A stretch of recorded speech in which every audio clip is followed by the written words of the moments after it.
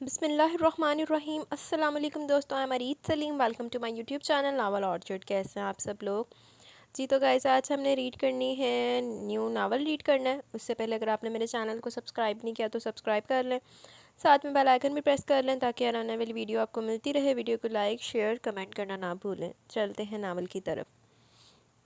اے بیٹا، بہت بھاری ذمہ داری ہے جو میرے سر ڈال رہے ہو۔ بوڑھی جانو جانے کب چل چلا ہو جائے۔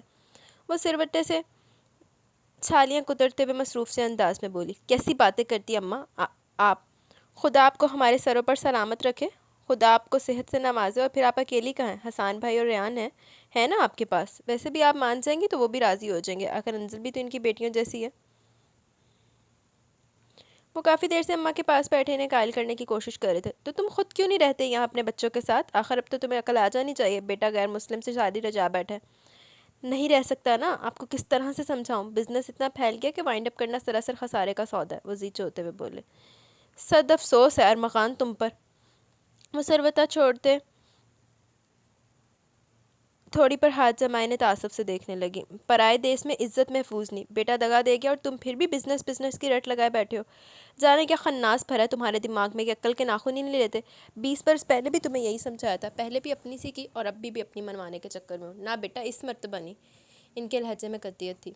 انظر لاکھ میری پوتی سی، مگر میں جانتی ہوں کہ اس کی فطرت یہاں ٹکنے والی نہیں۔ دیکھتے نہیں ہو جب سے آئیے کسی سے سیدھے منہ بات نہیں کرتی، اور تو اور تم نے اس کا پہناوا دیکھا ہے؟ نہ بھیا، جوان بچے گھر میں یہ رزق نہیں لے سکتی۔ ان کا جواب دو ٹوک تھا۔ وہ کچھ کہنے کی بجائے غصے سے اٹھ کھڑے ہوئے تھے۔ ٹھیک ہے، وہ ہمارے ساتھ واپس جائے گی، لیکن پھر میرے یہاں آنے کی توقع مت رکھیے گا۔ باولے مت بنو، بات کو سمجھنے کی کوشش کرو، وہ بیٹے کی دھمکی سے دہل کر بے ساختہ بولی۔ کیا فائدہ اپنوں کا جب مشکل میں ساتھ نہ دے پائیں؟ وہ خفا خفا سے دروازے کی جانب بڑھ گیا، تبھی اماں نے انہیں پکارا۔ ٹھیک ہے، میں بات کرتی ہوں حسان اور ریان سے، وہ خفا خفا سی بولی تو ارمغان کے چہرے پر بے ساختہ مسکراہٹ پھیل گئی۔ وہ چھوٹے چھوٹے قدم اٹھاتے ان کے گھٹنوں کو تھام کر دو زانوں بیٹھ گئے۔ تھینکس اماں، تھینکس، آپ بہت اچھی ہیں۔ انہوں نے اس کے دونوں ہاتھ اپنے فولادی ہاتھوں میں لیتے ہوئے چوم لیے۔ اماں، میں باقاعدگی سے اس کا خرچ بھجواتا رہوں گا، اس سلسلے میں آپ کو کوئی پریشانی نہیں ہوگی۔ ہاں، کچھ وقت ضرور لگے گا، لیکن وہ جلدی یہاں ایڈجسٹ ہو کر سب سیکھ لے گی۔ میاں، بہت پیسہ ہے ہمارے پاس، 2 وقت کی روٹی تو کھلا ہی سکتے ہیں اس کو۔ پیسے والی بات سخت بری لگی تھی انہیں، اسی لیے نہ خود سے سر چھٹکتے دوبارہ سے اپنے کام میں مصروف ہوگی تو وہ بھی آسودگی سے باہر نکل گئے۔ لعنت دا ماریا انسان اپنی اس کو اولاد کی نسبت بجائے نا بزنس کا زیادہ عزیز ہے۔ لاکھ لعنت تیری زندگی دے۔ مجھے یہاں نہیں رہنا، میں کبھی یہاں نہیں رہ سکتی، پلیز ماما، مجھے آپ کے ساتھ جانا ہے۔ اس کی ایک ہی رٹ تھی۔ انزل، بے وقوفانہ باتیں مت کرو، بتایا تو ہے 1 آدھ ماہ تک تو ہم تمہیں واپس بلا لیں گے۔ لیکن کیوں نہیں، میں آپ کے ساتھ کیوں نہیں جا سکتی؟ بہت درجہ جھنجھلائی ہوئی تھی۔ یہ خیال ہی سہانے روح تھا کہ ماما ڈیڈ کے بغیر یہاں رہے گی۔ ایتے ماما تے ڈیڈ لکھ دی لعنت نہ ہونا تے ڈب کے مر جان، اولاد دوجے رے درتے چھڑ دے ہوئے سٹ دے ہوئے۔ میرا تو دم گھٹ جائے گا ان سب کے درمیان۔ ختیجہ عائشہ کو دیکھا آپ نے؟ کتنی بڑی بڑی چادریں اوڑے رہتی ہیں، اور وہ شامل، اف۔ اس کا نام لیتے اس کا غسیلا چہرہ اس کی نظروں کے سامنے گھوم گیا تو بے ساختہ جھرجھری لے کر رہ گئی۔ میں تو سانس تک نہیں لے سکتی ان کے درمیان، وہ روحان سی ہوگی۔ انزل، وہ بھی تمہارے جیسے انسان ہے، ماحول کا ڈفرینس ضرور ہے، لیکن چند دن رہنے سے یہ بھی تمہیں اچھا لگنے لگے گا۔ اور پھر تمہیں کون سا یہاں زیادہ رہنا ہے، 1 ماہ کی تو بات ہے، پلک جھپکتے گزر جائے گا۔ وہ پیکنگ کرتے بولی تو منہ بس ہو کر رہ گئی۔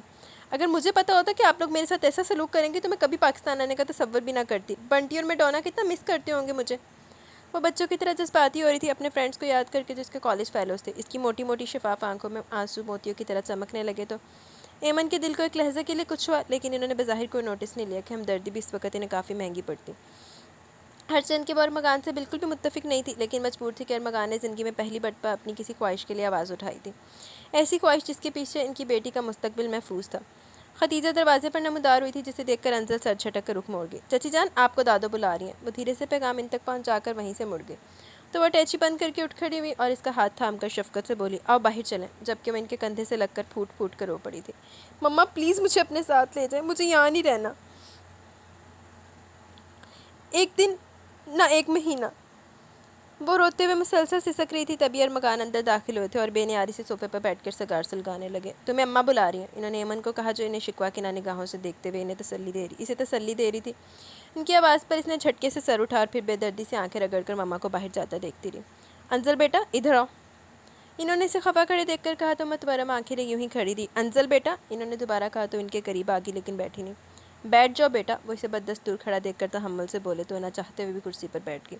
یہ کچھ پیسے، یہاں کے ماحول کی مناسبت سے کچھ ڈریسز خرید لینا، اور مجھے نہ تو کچھ لینا ہے اور نہ ہی اس ماحول میں ایڈجسٹ ہونا ہے، اس لیے مجھے پیسوں کی ضرورت نہیں ہے۔ ہاں، 1 ماہ کے بعد میری سیٹ کنفرم ہو جانی چاہیے۔ وہ ان کی بات قطع کرتے ہوئے ایک ایک لفظ پر زور دیتے ہوئے بولی، اور مزید کچھ سنے بغیر چھٹکے سے اٹھ کر دروازہ عبور کر گئی، جب کوئی اسے ایک نظر دیکھ کر رہ گئے۔ یہی ہٹ دھرمی تھی اس کی، جس سے گھبرا کر انہوں نے پاکستان کی طرف دوڑ لگائی تھی۔ وہ جب تک اسکول میں تھی سب ٹھیک تھا، لیکن کالج میں ایڈمیشن لیتے اس کی نیچر میں واضح تبدیلیاں رونما ہونے لگی تھیں۔ وہ پھر بھی پرسکون تھے، لیکن وقت نے جلدی ان کا یہ سکون بھی رخصت کر دیا کہ اب اس پر مغربی رنگ چھانے لگا تھا، اور وہ اس رنگ میں نامحسوس طریقے سے ڈھلنے لگی تھی۔ اس سے پہلے کہ وقت ایک مرتبہ بھی ان کے ہاتھ سے نکل جاتا، انہوں نے اسے پاکستان مستقل بھیجنے کا فیصلہ کر لیا۔ یہ اور بات کہ اس راز کو اس سے مخفی رکھا گیا تھا، شاید اس لیے وہ ذرا ڈپریس تھی۔ بہرحال اب اسے اماں کے حوالے کر کے وہ بہت مطمئن ہو گئے تھے اور پر یقین تھے کہ آنے والے وقت میں ان کی خواہش کے عین مطابق ہوگا۔ لعنت پھر تیری زندگی دوتے، اتنا ہی تمہارا ہے، اپنی بیوی بچوں کو بھی یہاں پہ سیٹل کرو، خود یہاں پہ سیٹل ہو۔ ایڈی تو لادی تربیت دی تن فکرہ ہیں تے، یہ تو اپنے سر سے بوجھ اتار کے دوسروں کے سر پہ منڈنے والی بات ہے۔ اس کی آنکھ کھلی تو دن کے 11 بج رہے تھے۔ اس نے لحاف ہٹایا اور ڈریسنگ ٹیبل کے سامنے کھڑی ہوگی۔ پنک شرٹ کے ساتھ لائٹ پنک ٹراؤزر اس کے جسم کے ایک ایک عضو کو نمایاں کر رہا تھا۔ اس نے برش ٹیبل سے اٹھا کر اپنے شولڈر کٹ بالوں میں پھیرا اور باہر چلی گئی۔ ہرسو سناٹا تھا، گھر چمچم کر رہا تھا۔ پریشر کوکر کی آواز تھی جو پورے گھر میں گونج رہی تھی۔ لاؤنج میں اپنی مخصوص چیئر کو سنبھالے مانیٹر پر نظریں جمائے بہت ہنماک سے امیرم اپنا کام کرنے میں مصروف تھا۔ وہ سیدھی کچن میں چلی گئی، جہاں چچی جان دوپہر کے لیے مسالہ بھوننے میں مصروف تھی۔ آؤ انزل۔ انہوں نے اسے کچن کے دروازے پر ٹھٹکا دیکھ کر خیر مقدمی مسکراہٹ سے نوازا تو وہ سپاٹ چہرہ لیے فریج کی طرف بڑھ گئی۔ بہت استحقاق سے اس نے فریج کا جائزہ لیا اور پانی کی بوتل لے کر کچن میں موجود چھوٹی میز کے گرد پڑی کرسیوں میں سے ایک پر آ کر بیٹھ گئی، اور اس سے پہلے کہ بوتل کو یوں ہی منہ سے لگا لیتی، اس کے سامنے گولڈ کی چوڑیوں سے مزین بازو لہرایا۔ اس نے خاموش نظر چچی جان کے چہرے پر ڈالی اور گلاس تھام لیا۔ کیا لوگی ناشتے میں؟ غالباً آپ لنچ کی تیاری کر رہی ہیں، اس نے ناک سکیڑتے ہوئے انہیں باور کرایا۔ بالکل، لیکن تمہیں ناشتہ مل سکتا ہے۔ انہوں نے اس کے تیکھے پن کو نظر انداز کرتے ہوئے اپنے مخصوص لہجے میں کہا تو آرنج جوس کا آرڈر دے کر باہر چلی آئی، جہاں صحن میں موجود آہنی دیوار کے سائے میں تخت بچھائے داد و دھاگے میں الجھی ہوئی تھی۔ وہ چپ چاپ ان کے پہلو میں آ بیٹھی، جبکہ وہ ناک کی پھنک پر اینک کو ٹھیک کرتے ہوئے اسے دیکھ کر حیرت سے بولی، تو کیا تم ادھر انگریزوں کے ملک میں بھی اتنے بجے اٹھتی ہو؟ وہاں سبھی اتنے بجے اٹھتے ہیں۔ اسے کافی ناگوار گزرا تھا ان کا انداز۔ ظاہر ہے منہ ایک گوروں کے دیس میں رہ کر مسلمانوں کے طریقے اپنانے سے تو رہے تم لوگ، دادی دھاگا سلجھاتے میں نہ خود سے بولی تو وہ جان کی کہ دادو ہرگز بھی چچی جان کے حمل مزاج نہیں، جو اس کے رویے اور انداز پر مسکرا کر رہ جاتی۔ اس نے چٹتی نظر بیرونی گیٹ سے داخل ہوتی عائشہ اور خدیجہ پر ڈالی اور چچی جان سے جوس کا گلاس تھام کر گھونٹ گھونٹ پینے لگی۔ بٹیا پاک ہاتھ سے پیو ورنہ شیطان رزق میں حصہ دار بن جاتا ہے اور چیز سے برکت اٹھ جاتی ہے۔ دادی نے اسے بائیں ہاتھ سے جوس پیتے دیکھ کر ٹوکتے ہوئے سمجھایا تو انسونی کر کے جوس گھونٹ گھونٹ پیتی رہی۔ چچی جان بھی فرصت سے آ کر دادی کے پہلو میں بیٹھ گئی کہ اب وہ فارغ تھی۔ وہ جب بھی عائشہ خدیجہ کو پھرتی سے کام کرتے دیکھتی حیران رہ جاتی۔ کتنی کم عمر تھی وہ، لیکن پورا گھر سنبھالے ہوئے تھی، یہاں تک کہ چچی اماں کو بھی کوئی کام نہیں کرنے دیتی تھی۔ سب بہت محبت سے رہتے تھے۔ آسان بڑے تھے ابا کے 3 بچے تھے۔ سب سے بڑا بیٹا امیرم جو MSc کا امتحان دے کر جاب کرتا تھا۔ سرخ و سفید رنگت کے ساتھ آنکھوں میں ذہانت اس طرح چمکتی تھی کہ بندہ پہلی نظر میں متاثر ہو جاتا تھا، اور وہ اپنی شخصیت کے ساتھ مزاج کے لحاظ سے بھی نرم خو اور متحمل مزاج واقع ہوا تھا۔ بس قدرت نے اس کی شخصیت میں کمی رکھ چھوڑی تھی اور وہ تھی بائیں ٹانگ سے معذوری۔ عائشہ خدیجہ جڑوا تھی، لیکن مزاج اور تعلیم کے لحاظ سے ایک دوسرے سے بالکل مختلف تھی۔ خدیجہ جیسی دھیمے مزاج کی صابر لڑکی تھی۔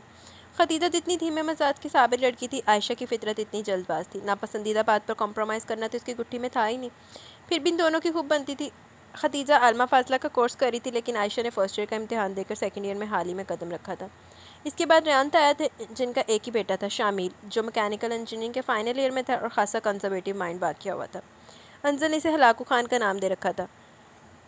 افراد کم تھے لیکن محبت کی فراوانی تھی، ہر کوئی ایک دوسرے کے لیے جیتا تھا، اور یہی بات اسے برتا حیرت میں ڈال دیتی تھی کہ امیرم اور شامل ایک دوسرے پر جان چھڑکتے تھے۔ رویہ تو اس کے ساتھ بھی کسی کا برا نہیں تھا، لیکن شامل تو جیسے انگارے چبائے رکھتا تھا۔ بات کرنا تو کیا، نظر اٹھا کر دیکھنا گوارا نہیں کرتا، اور کبھی بھولے سے نظر پڑ بھی جاتی تو ایسا لگتا ہے جیسے ابھی کچا نگل لے گا۔ انزل کھانا کھا لیں، عائشہ نے اسے جھنجھوڑا تھا۔ مجھے نہیں کھانا کچھ بھی، وہ اس کے اتنے پیار بھرے اصرار پر بے رخی سے انکار کرتی تھپ تھپ سیڑھیاں پھلانگ گئی تھی۔ کہاں ہو بھائی؟ خدیجہ نے اس کا کندھا ہلایا۔ کہیں بھی نہیں، وہ کندھے ڈھیلے چھوڑتے ہوئے بولی، جو خفت کے احساس سے تن سے گئے تھے۔ بس یہ سوچ رہی تھی کہ انزل کا ایڈجسٹ ہونا بہت مشکل ہے۔ ہو جائے گی ٹھیک، ابھی سب نیا نیا نا، اس لیے چڑچڑی ہو رہی ہے۔ ہو نہیں رہی محترمہ، ازل سے چڑچڑی ہیں۔ نہ صرف چڑچڑی بلکہ بد دماغ اور ایڈوانس بھی ہیں۔ وہ دونوں شامل کے الفاظ پر اچھلی تھی۔ ویسے ایسی چیز بھی نہیں ہے محترمہ جن کے لیے پریشان ہوا جائے۔ وہ چونکہ ان کی گفتگو لفظ پر لفظ سن چکا تھا، منہ بگاڑتے ہوئے بولا جیسے اس کے ذکر سے منہ کڑوا ہو گیا۔ آخر آپ نے آتے ان سے بیر کیوں باندھ لیا؟ وہ بیچاری تو کچھ کہتی بھی نہیں ہے۔ کہتی نہیں ہے، پھر بھی سامنے آتے بندے کو اپنی فحاشی کے سبب آگ میں دھکیل دیتی ہے۔ وہ سخت مخالف تھا اس کے لباس و انداز کا، اور یہ سن کر کہ اب مستقل سے یہیں رہنا وہ کچھ زیادہ بھی بھڑک اٹھا تھا۔ آپ ایسے مشتل ہو رہے ہیں، دیکھیے گا یہی انزل اتنا بدل جائے گی کہ آپ حیرت سے گنگ رہ جائیں گے۔ وہ استضائی ہنسا۔ آپ ٹچی ہو رہے ہیں، چھوڑیں آئیں کھانا کھائیں۔ اس نے اسے شروع ہوتے دیکھ کر ٹوک دیا، جانتی تھی اگر وہ شروع ہوگا تو چپ کروانا محال ہو جائے گا۔ مغرب کی اذان ہوئی تو سبھی وضو کر کے نماز کے لیے کھڑے ہو گئے۔ وہ لانچ میں موجود ٹی وی پر نظریں جمائے حماق سے دیکھ رہی تھی۔ والیوم اتنا اونچا تھا کہ سارے گھر میں آواز گردش کر رہی تھی۔ جیسے تیسے سب نے نماز پڑھی، لیکن ٹوکنا کسی نے مناسب نہیں جانا۔ لیکن شامل ان میں سے ہرگز نہیں تھا جب بھی مسجد سے واپسی پر غصے سے بل کھاتا اس کے سر پر پہنچا اور اسے ریموٹ چھین کر ٹی وی بند کر دیا، اور اب اسے شعلہ بار نظروں سے گھور رہا تھا۔ اگر آپ کو یہ توفیق نہیں کہ دو نوافل ادا کر لیں تو کم از کم دوسروں کی تو عبادت سے غافل نہ کریں۔ خاصا چپتا ہوا لہجہ تھا کہ وہ اسے اچانک افتاد پر اسے دیکھے گئی، پھر بر وقت خود کو سنبھالتے ہوئے خاصی بدتمیزی سے جواب دیا، آپ کو کیا تکلیف ہے؟ میں جو مرضی کروں۔ اس نے ریموٹ چھین کر دوبارہ سے ٹی وی آن کر لیا اور بے نیازی سے اپنی نشست سنبھالی، جبکہ شامل کا دل چاہ رہا تھا کہ ایک تھپڑ اسے رسید کرتے ہوئے زمین پر پٹک دے، مگر دادوں کے خیال سے وہ تحمل کا عظیم مظاہرہ کر گیا اور پھر بہت سکون سے ٹی وی کو آف کر کے کمرے میں لے گیا، جبکہ وہ اس جرت پر اسے اشتعال میں اس نظروں سے دیکھتی رہ گئی، اور پھر جو دل میں آئی سے کہتی چلے گی۔ خوب گالیوں سے نوازنے کے بعد بھی دل کی بھڑاس کم نہیں ہوئی تو وہیں بیٹھ کر رونے لگی۔ کیا ہوا انزل؟ ختیجہ جو نماز سے فارغ ہو کر آئی تھی اسے روتے دیکھ کر پریشان ہوگی۔ اس نے بے دردی سے اس کا ہاتھ اپنے شانے سے چھٹک دیا۔ کچھ نہیں ہوا، چھوڑ دو مجھے، نہیں چاہیے مجھے تم لوگوں کی جھوٹی ہمدردیاں، نہیں ہو میرے اپنے تم۔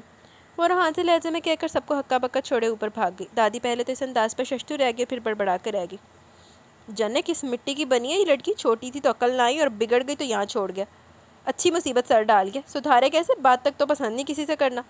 بس کرے اماں، بچی یہ سنبھل جائے گی، ماں باپ کے بغیر رہ رہی ہے نا، اس لیے ایسا کری ہے، سب ٹھیک ہو جائے گا، آپ فکر مند نہ ہو۔ حسان نے اماں کو ریلیکس کرنا چاہا جو کافی متنفر نظر آ رہی تھی انزل سے۔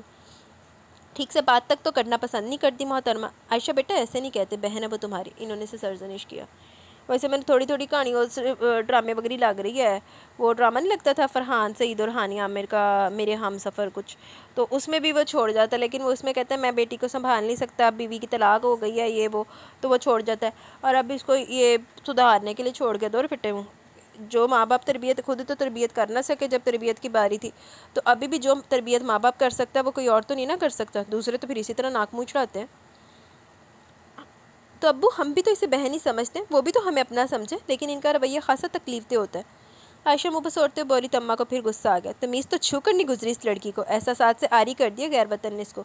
وہ کافی پریشان تھی اور سوچ رہی تھی کہ جو ذمہ داری ارمغان ان کے سر ڈال گئے کس طرح نبھا پائیں گی۔ بے شک انہوں نے ایک نسل کو سنوارا تھا، لیکن یہ لڑکی کچھ زیادہ ہی ہٹ درم تھی جب بھی وہ اس قدر بدگمان ہو رہی تھی، حالانکہ حالات اس کے برعکس تھے۔ انزل مغربی ماحول کی پروردہ ضرور تھی، اور اس ماحول نے اس پر اثر بھی دکھایا تھا جس کی وجہ سے وہ ضدی اور ہٹ درم ہو گئی تھی، لیکن اندر سے وہ حد درجہ حساس لڑکی واقع ہوئی تھی۔ یہی وجہ تھی کہ انتہا تک پہنچی چیز اس کے لیے ناقابل برداشت ہوتی تھی، اور اس کا سب سے بڑا ثبوت یہ تھا کہ سب سے بدتمیزی کرنے کے بعد رات پشیمانی کی وجہ سے ٹھیک سے سو بھی نہیں سکی۔ وہ اپنے ماں باپ سے اتنی بدگمان ہو رہی تھی کہ اپنا سارا غصہ ان لوگوں پر نکال آئی تھی جو اتنے دنوں سے مسلسل اس کی بدتمیزی کو برداشت کرتے ہوئے اس کی دل جوئی کر رہے تھے۔ اسے اس بات کا شدت سے احساس تھا، اس لیے اب ناشتے پر سب کے ساتھ موجود تھی۔ دودھ پیتے شامل نے اسے حیرت سے ایک نظر دیکھا تھا اور پھر استضائیہ مسکراہٹ چہرے پر سجاتے کندھے اچکا کر سلائس سے انصاف کرنے لگا، جبکہ باقی سب کو انجانی سی خوشی محسوس ہوئی تھی۔ ختیجہ نے جلدی جلدی اپنا پراٹھا ختم کیا اور اس کے لیے ناشتہ بنانے اٹھ گئی کہ 8 بجنے میں فقط 15 منٹ تھے اور ان دونوں کو شامل کے ساتھ ہی نکلنا تھا جو ہمیشہ انہیں بس پر چڑھا کر یونیورسٹی کا رخ کرتا تھا۔ آہستہ آہستہ سب اٹھ کے، جبکہ وہ بے دلی سے سلائس چباتی رہی کہ اتنی صبح اس نے کب ناشتہ کیا تھا، اور باہر دادو اور تائی اماں نے جانے کن باتوں میں مصروف تھی، شاید وہ پہلے ناشتہ کر چکی تھی اس لیے ارد گرد سے بے نیاز تھی۔ انزل بیٹا دوپہر میں کیا کھانا پسند کرو گی؟ کچھ پسند ہو تو بتا دو۔ چچی جان ٹیبل سے برتن اٹھاتے ہوئے اس سے پوچھ رہی تھی، جبکہ ان کے چہرے پر رات والی اس بدتمیزی کا کوئی شائبہ تک نہیں تھا۔ وہ بری طرح شرمندہ ہو گئی۔ وہ لاکھ سب اس کے لیے اجنبی صحیح پر تھے تو اپنے، کب تک ان کے خلوص و محبت کو نظر انداز کرتی، کب تک ان کے حوصلے اور ظرف کو نظر انداز کرتی، جو اچھا لگے پکا لے۔ اس نے باقی ماندہ سلائس کو ختم کیا اور اٹھ کھڑی ہوئی اور لاؤنج سے گزرتے ہوئے چڑھتی سی نظر کمپیوٹر پہ گم امیرم پر ڈالی، اور یہ سوچتے ہوئے سینیاں چڑھ گئی کہ یہ شخص سب سے مختلف ہے، کیونکہ یہ واحد شخص تھا جس نے اس کی آمد پر کسی پسندیدگی یا ناگواری کا اظہار نہیں کیا تھا، بس ایک نرم سا تاثر تھا جس کے چہرے کا احاطہ کیے رکھتا تھا۔ وہ کمرے میں آ کر انگلینڈ کے لیے کال ملانے لگی تاکہ جان سکے اس کی واپسی کا پروگرام کب تک ہے، لیکن جب ارمغان نے یہ کہا کہ کچھ پرابلمس کی بنا پر ایسا ممکن نہیں تو وہ خاصی ڈپریسڈ ہوگی۔ وہ جو دن گن گن کر گزاری تھی کافی مایوس ہوئی ان کا جواب سن کر۔ وہ ہنوز جینز اور ٹی شرٹ پر مفلر لیے گھوم رہی تھی گھومتی رہتی، کیونکہ اس نے سب کے کہنے کے باوجود شلوار قمیص کو ترجیح نہیں دی تھی۔ اسی وجہ سے شامل اس سے برگشتہ تھا، اس پر طنزوں کے تیر اچھالتا رہتا، لیکن وہ کوئی خاص نوٹس نہیں لیتی۔ آج عائشہ اور ختیجہ دونوں نے اپنے تعلیمی اداروں کی سے چھٹی لی تھی تاکہ گھر کی مکمل صفائی کر سکے۔ بقول دادی ماں کے رمضان کی آمد سے پہلے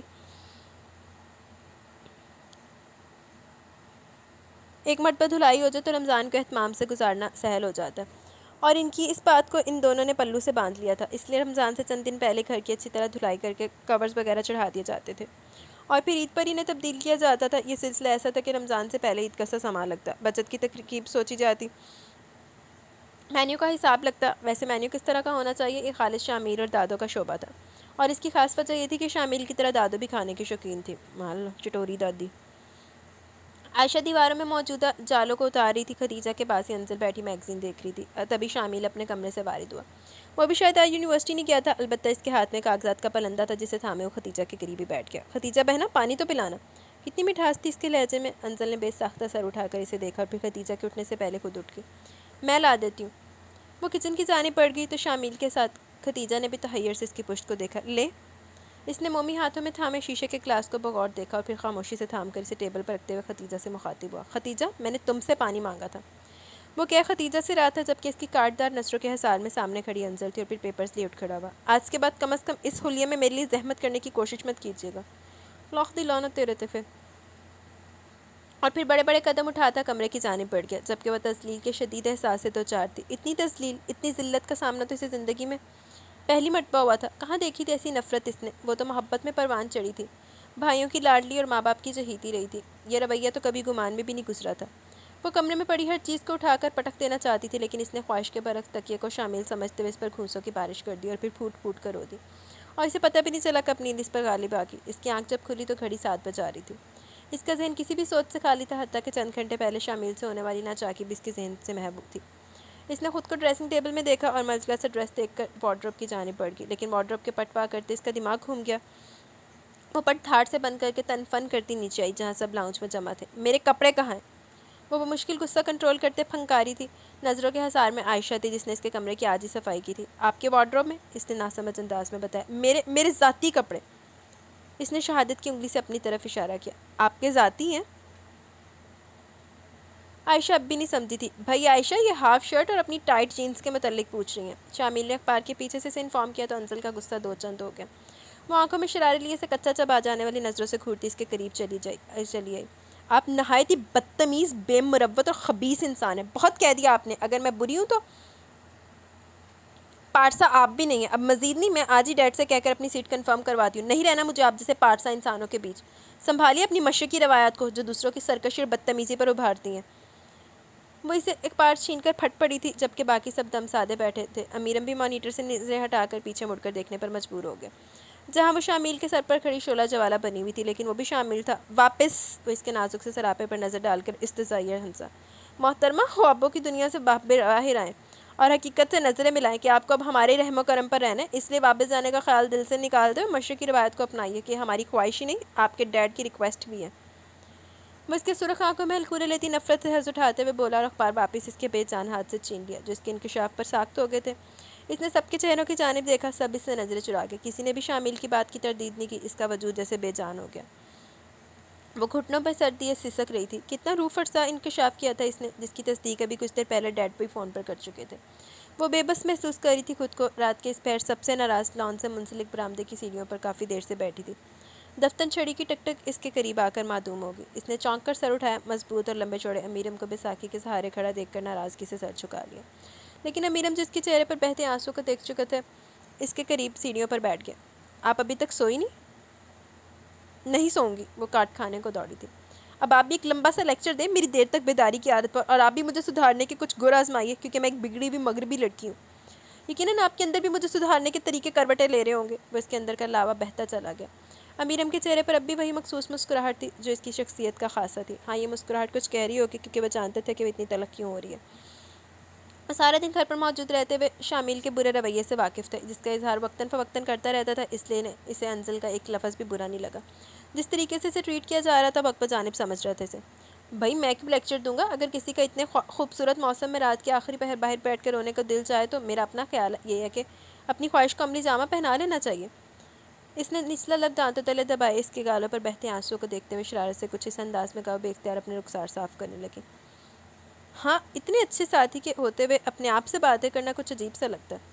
اس نے فضا میں موجود خنکی کو محسوس کرتے ہوئے کہا تو انزل غیر ارادی طور پر سے دیکھے گئی، وہ جو اتنے اچھے دوستوں کی طرح بہلا رہا تھا۔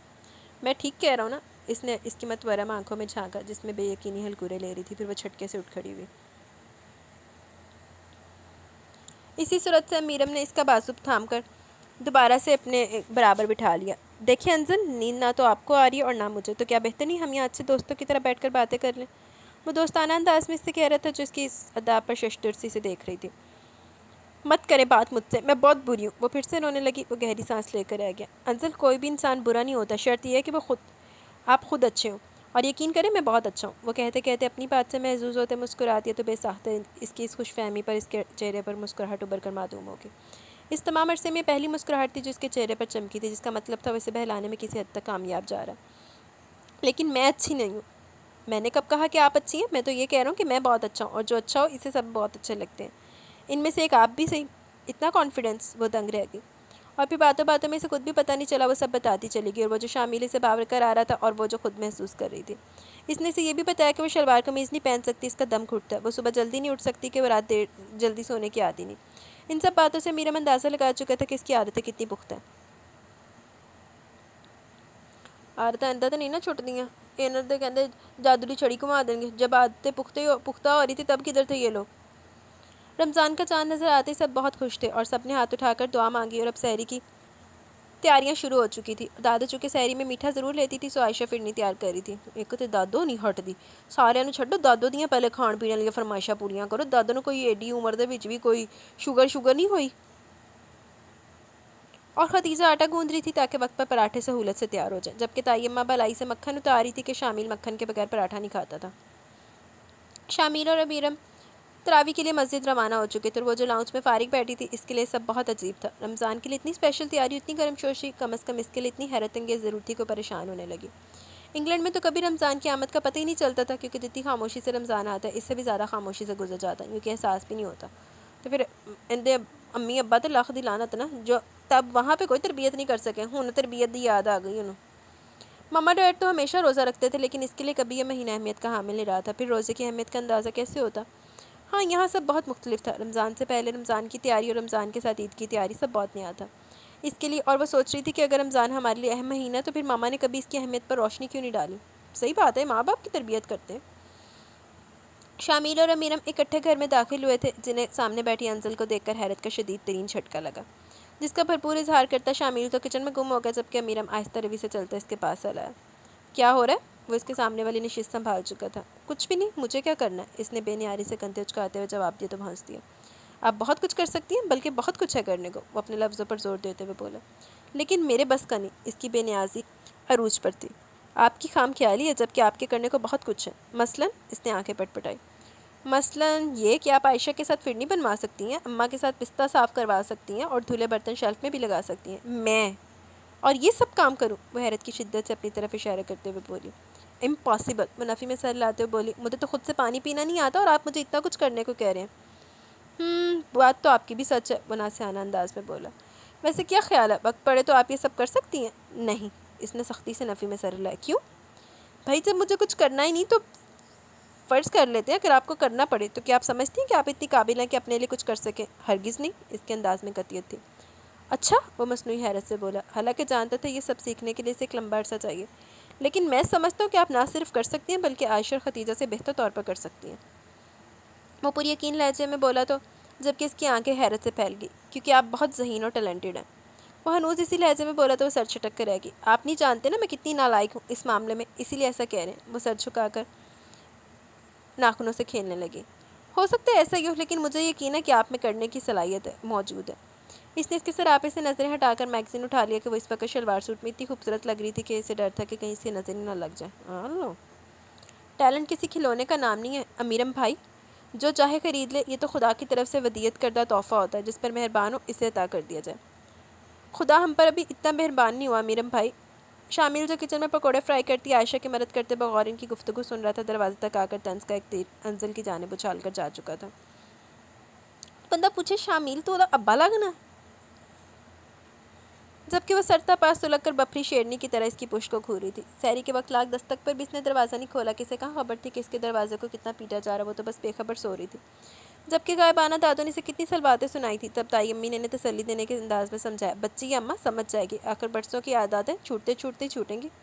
آج کپڑے پہننے پر راضی ہوگی، کل کو اور بھی بہت کچھ سیکھ لے گی۔ آپ کیوں خود کو ہلکان کرتی ہیں؟ سب ٹھیک ہو جائے گا۔ اے بیٹیا، سیکھنے میں اگر سالوں لگائے گی تو ہم کب اس کی شادی کریں گے؟ ان کے چہرے پر تفکر کی لکیریں بہت واضح تھی۔ تائی اماں ایک لہجے کو چپ رہ گی کہ بات ان کی بھی غلط نہیں تھی۔ اچھا آئیں سحری کریں، خدا بہتر کرے گا، جس نے ذمہ داری سونپی اپنے فضل سے پوری کرنے کی توفیق بھی وہی عطا کرے گا۔ وہ اٹھی تو ہمیشہ کی طرح گھر میں سناٹا چھایا ہوا تھا، حتیٰ کہ کچن میں بھی خاموشی تھی۔ اسے کچن کا بند دروازہ دیکھ کر بہت خوشی ہوئی۔ وہ اپنی حیرت کو چھپاتی میرم کے پاس چلی آئی۔ سب کہاں ہیں؟ وہ سرسری سے انداز میں پوچھتی اس کے قریب بیٹھ گئی، جبکہ اس نے ایک لہجہ رک کر بغوری سے دیکھا اور پھر کھڑی کو جو دن کے 11:15 بجا رہی تھی۔ دادو اپنے کمرے میں تسبیح پڑھ رہی ہوں گی، جبکہ اماں اور چچی جان سو رہی ہیں۔ سو رہی ہیں؟ وہ حیرت میں گر کر بے ساختہ بولی، لیکن بقول ان کے تو یہ تو بگڑے لوگوں کے سونے کا وقت ہے۔ اس نے حیرت سے ابروچ کہتے ہوئے کہا، جبکہ لہجے میں طنز کی امیزش خود در آئی تھی۔ آج روزہ تھا نا، سب جلدی اٹھ کے تھے، بس اسی لیے۔ وہ کچھ جتائے بغیر بولا تو وہ اپنی جگہ بری طرح کھجل ہو گئے۔ آؤ کچن میں چلتے ہیں، وہ کمپیوٹر آف کرتے ہوئے بولا۔ آپ نے روزہ نہیں رکھا؟ الحمدللہ رکھا ہے، وہ بیساکھی لیے اٹھ کھڑا ہوا۔ تمہیں بھوک لگی ہے نا، آؤ مل کر کچھ بناتے ہیں، تمہیں بھی پتہ چل جائے گا کہ آج کے میں کتنا سگڑ ہوں۔ اسے روزانہ رکھنے پر سرزنش کرنے کی بجائے اس کے ناشتے کے لیے فکر مند اسے ساتھ آنے کی آفر کر رہا تھا، جبکہ وہ شرمندہ ہونے کے باوجود ڈھٹائی سے اس کے پیچھے چلتی، بہرحال بھوک لگ رہی تھی۔ وہ دروازہ دھکیل کر اندر چلے آئے، اسے بیٹھنے کا اشارہ کرتے فریج کا جائزہ لینے لگا۔ کیا لینا پسند کرو گی؟ وہیں دروازہ کھولے اس کھڑے سے پوچھ رہا تھا۔ کچھ بھی صحیح، وہ چاہنے کے باوجود یہ نہیں کہہ سکی کہ ایک گلاس دودھ اور ایک سلائس۔ اس کا مطلب بغیر کسی تردد کے تمہیں کچھ بھی پیش کیا جا سکتا ہے۔ اس نے کچھ سوچتے ہوئے فرنی کا ڈونگا اس کے سامنے لا رکھا اور انڈا فرائی کرنے لگا۔ اس کے بعد سلائس سے دیکھتے ہوئے جام کی شیشی فریج سے نکال لایا۔ یہ رہا آپ کا ناشتہ، چائے یا دودھ؟ دودھ۔ وہ اس کو پھرتی سے ہاتھ چلاتے دیکھ رہی تھی۔ کون جانتا تھا یہ ادھورا انسان سب کچھ کرنے کی صلاحیت رکھتا ہے، یہاں تک کہ دل رکھنے کے فن سے بھی آگاہ۔ وہ دل ہی دل میں اس کی اچھائی کی متعارف بھی اسے سرا رہی تھی۔ بھائی تم کچھ کیوں نہیں لے رہی؟ اس نے اسے یوں ہی بیٹھے دیکھ کر ٹوکا تو ششے پن میں مبتلا بہت دھیرے سے گوئے ہوئی۔ اس طرح سے تو آپ کا روزہ ٹوٹ جائے گا، اس نے کہتے شرمندگی کے باعث پلکوں کی جھالک گرا دی۔ تو پہلے تو اسے نہ سمجھنے والے انداز میں دیکھتا رہا اور پھر ہنس دیا۔ اس نے بے ساختہ سر اٹھا کر اسے دیکھا، حیرت سے دیکھا۔ شانی یہی کہا کرتا تھا، اسے شاید برا لگا تھا۔ شانی یہی کہا کرتا تھا، اسے شاید برا لگا تھا۔ محترمہ انزل صاحبہ، روزہ کسی شیشے کا نام نہیں ہے جو ہاتھ سے گرا اور ٹوٹ گیا، یہ تو عقیدے سے لے کر نیت تک کا نام ہے۔ آپ کی نیت اور نفس پر کنٹرول ہونا چاہیے، پھر چاہے سامنے ڈھیر لگ جائے اس کی نعمتوں کے۔ صبر آپ کو وہ ذات عطا کر دیتی ہے اور بے فکر ہے۔ میں نے سچی نیت سے روزہ رکھا ہے، اس لیے اطمینان سے کھائیں۔ وہ دودھ کا گلاس رکھ کے خود سامنے بیٹھ گیا تو وہ سامنے موجود لوازمات کو دیکھ کر رہ گئی۔ تبھی اس کے موبائل کی بیپ ہوئی تھی اور وہ حماد کا نمبر دیکھتے ایکسکیوز کرتے اٹھ گئے، جبکہ اس نے شکر کا کلمہ پڑھا، لیکن ابھی ایک آدھ نوالہ ہی لے پائی تھی کہ شامل کو دروازے میں ڈٹا دیکھ کر اس کا ہاتھ ہوا میں معلق ہو گیا۔ وہ اسے طنزیہ نظروں سے گھور رہا تھا، ہونٹوں پر استحضائیہ مسکراہٹ تھی۔ کھائیں، رک کیوں گئی آپ؟ وہ اندر چلا ہے۔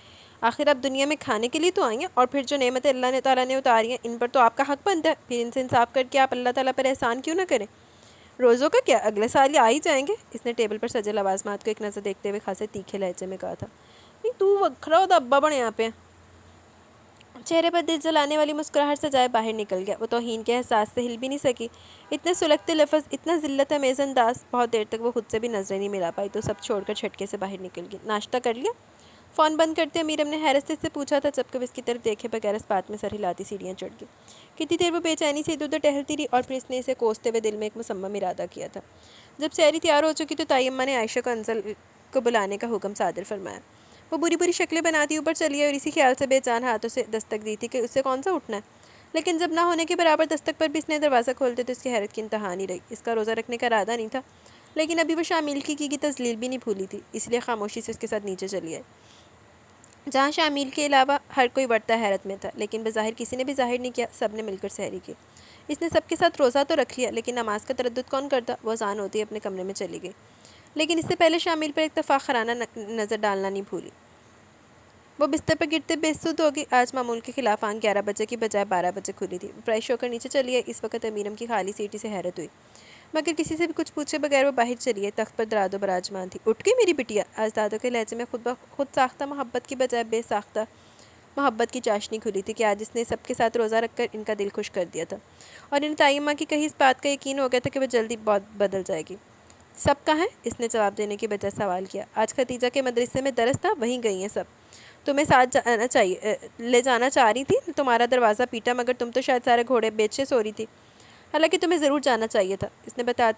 انہوں نے بتاتے بتاتے سر اٹھا کر اسے دیکھا اور دوبارہ پلیٹ کی طرف متوجہ ہو گئی، جبکہ وہ سبکی کے احساس سے ادھر ادھر نظر دوڑا کر چہرے پر درانے والی سرخی کو زائل کرنے کی کوشش کرنے لگی۔ نہ جانے کہ وہ جب سے ان سب کے درمیان آئی تھی کچھ زیادہ ہی جلدی شرمندہ ہو جاتی تھی، ورنہ انزل تو وہ تھی جو ماما کی لاکھ سلواتیں سنانے کے بعد بھی کوئی نوٹس نہیں لیتی تھی۔ کیا کر رہی ہیں؟ اس نے انہیں پلیٹ پر چھکے دیکھ کر کہا، جانے کیا کیا اپنے ارد گرد پھیلائے بیٹھی تھی۔ سب کے لیے بادام وغیرہ ڈال کر خشک حلوہ بناؤں گی تاکہ سب کے چہروں پر رونق آ جائے اور ذہن تازہ رہے۔ انہوں نے اینک کے عدسوں سے بقور میوہ چنتے ہوئے اسے اطلاع فراہم کی۔ اس کے بعد بہت دیر تک وہ ان سے حلوے کی افادیت پر بیٹھی سوال جواب کرتی رہی، اور جب دادو ظہر کی نماز کے لیے اٹھ گئی تو وہ بھی اندر چلی آئیں۔ امیرم گھر پر نہیں تھا، جس کی وجہ سے وہ کافی بور ہو رہی تھی، اور بوریت سے زیادہ اسے بھوک ستا رہی تھی۔ وہ سوچے سمجھے منصوبے کے تحت اپنے کمرے میں چلی اور الماری میں سنبھال کر رکھے گئے سنیکس نکال کر روزے کی خدمت کرنے لگی۔ اس کے بعد روز ایسا ہونے لگا، دور پھٹے منہ تیرے تھے، فیک روزے رکھ رہی، لیکن انہیں پتہ ہی نہیں ہے کچھ۔ وہ سب کے سامنے روزہ رکھنے کا ڈرامہ تو بخوبی رچا لیتی، لیکن اس ڈرامے کو نبھانا ظہر تک بہت مشکل ہو جاتا، اور پھر وہ اپنے کمرے میں آ کر بہت آسانی سے اس ڈرامے پر پردہ ڈال لیتی۔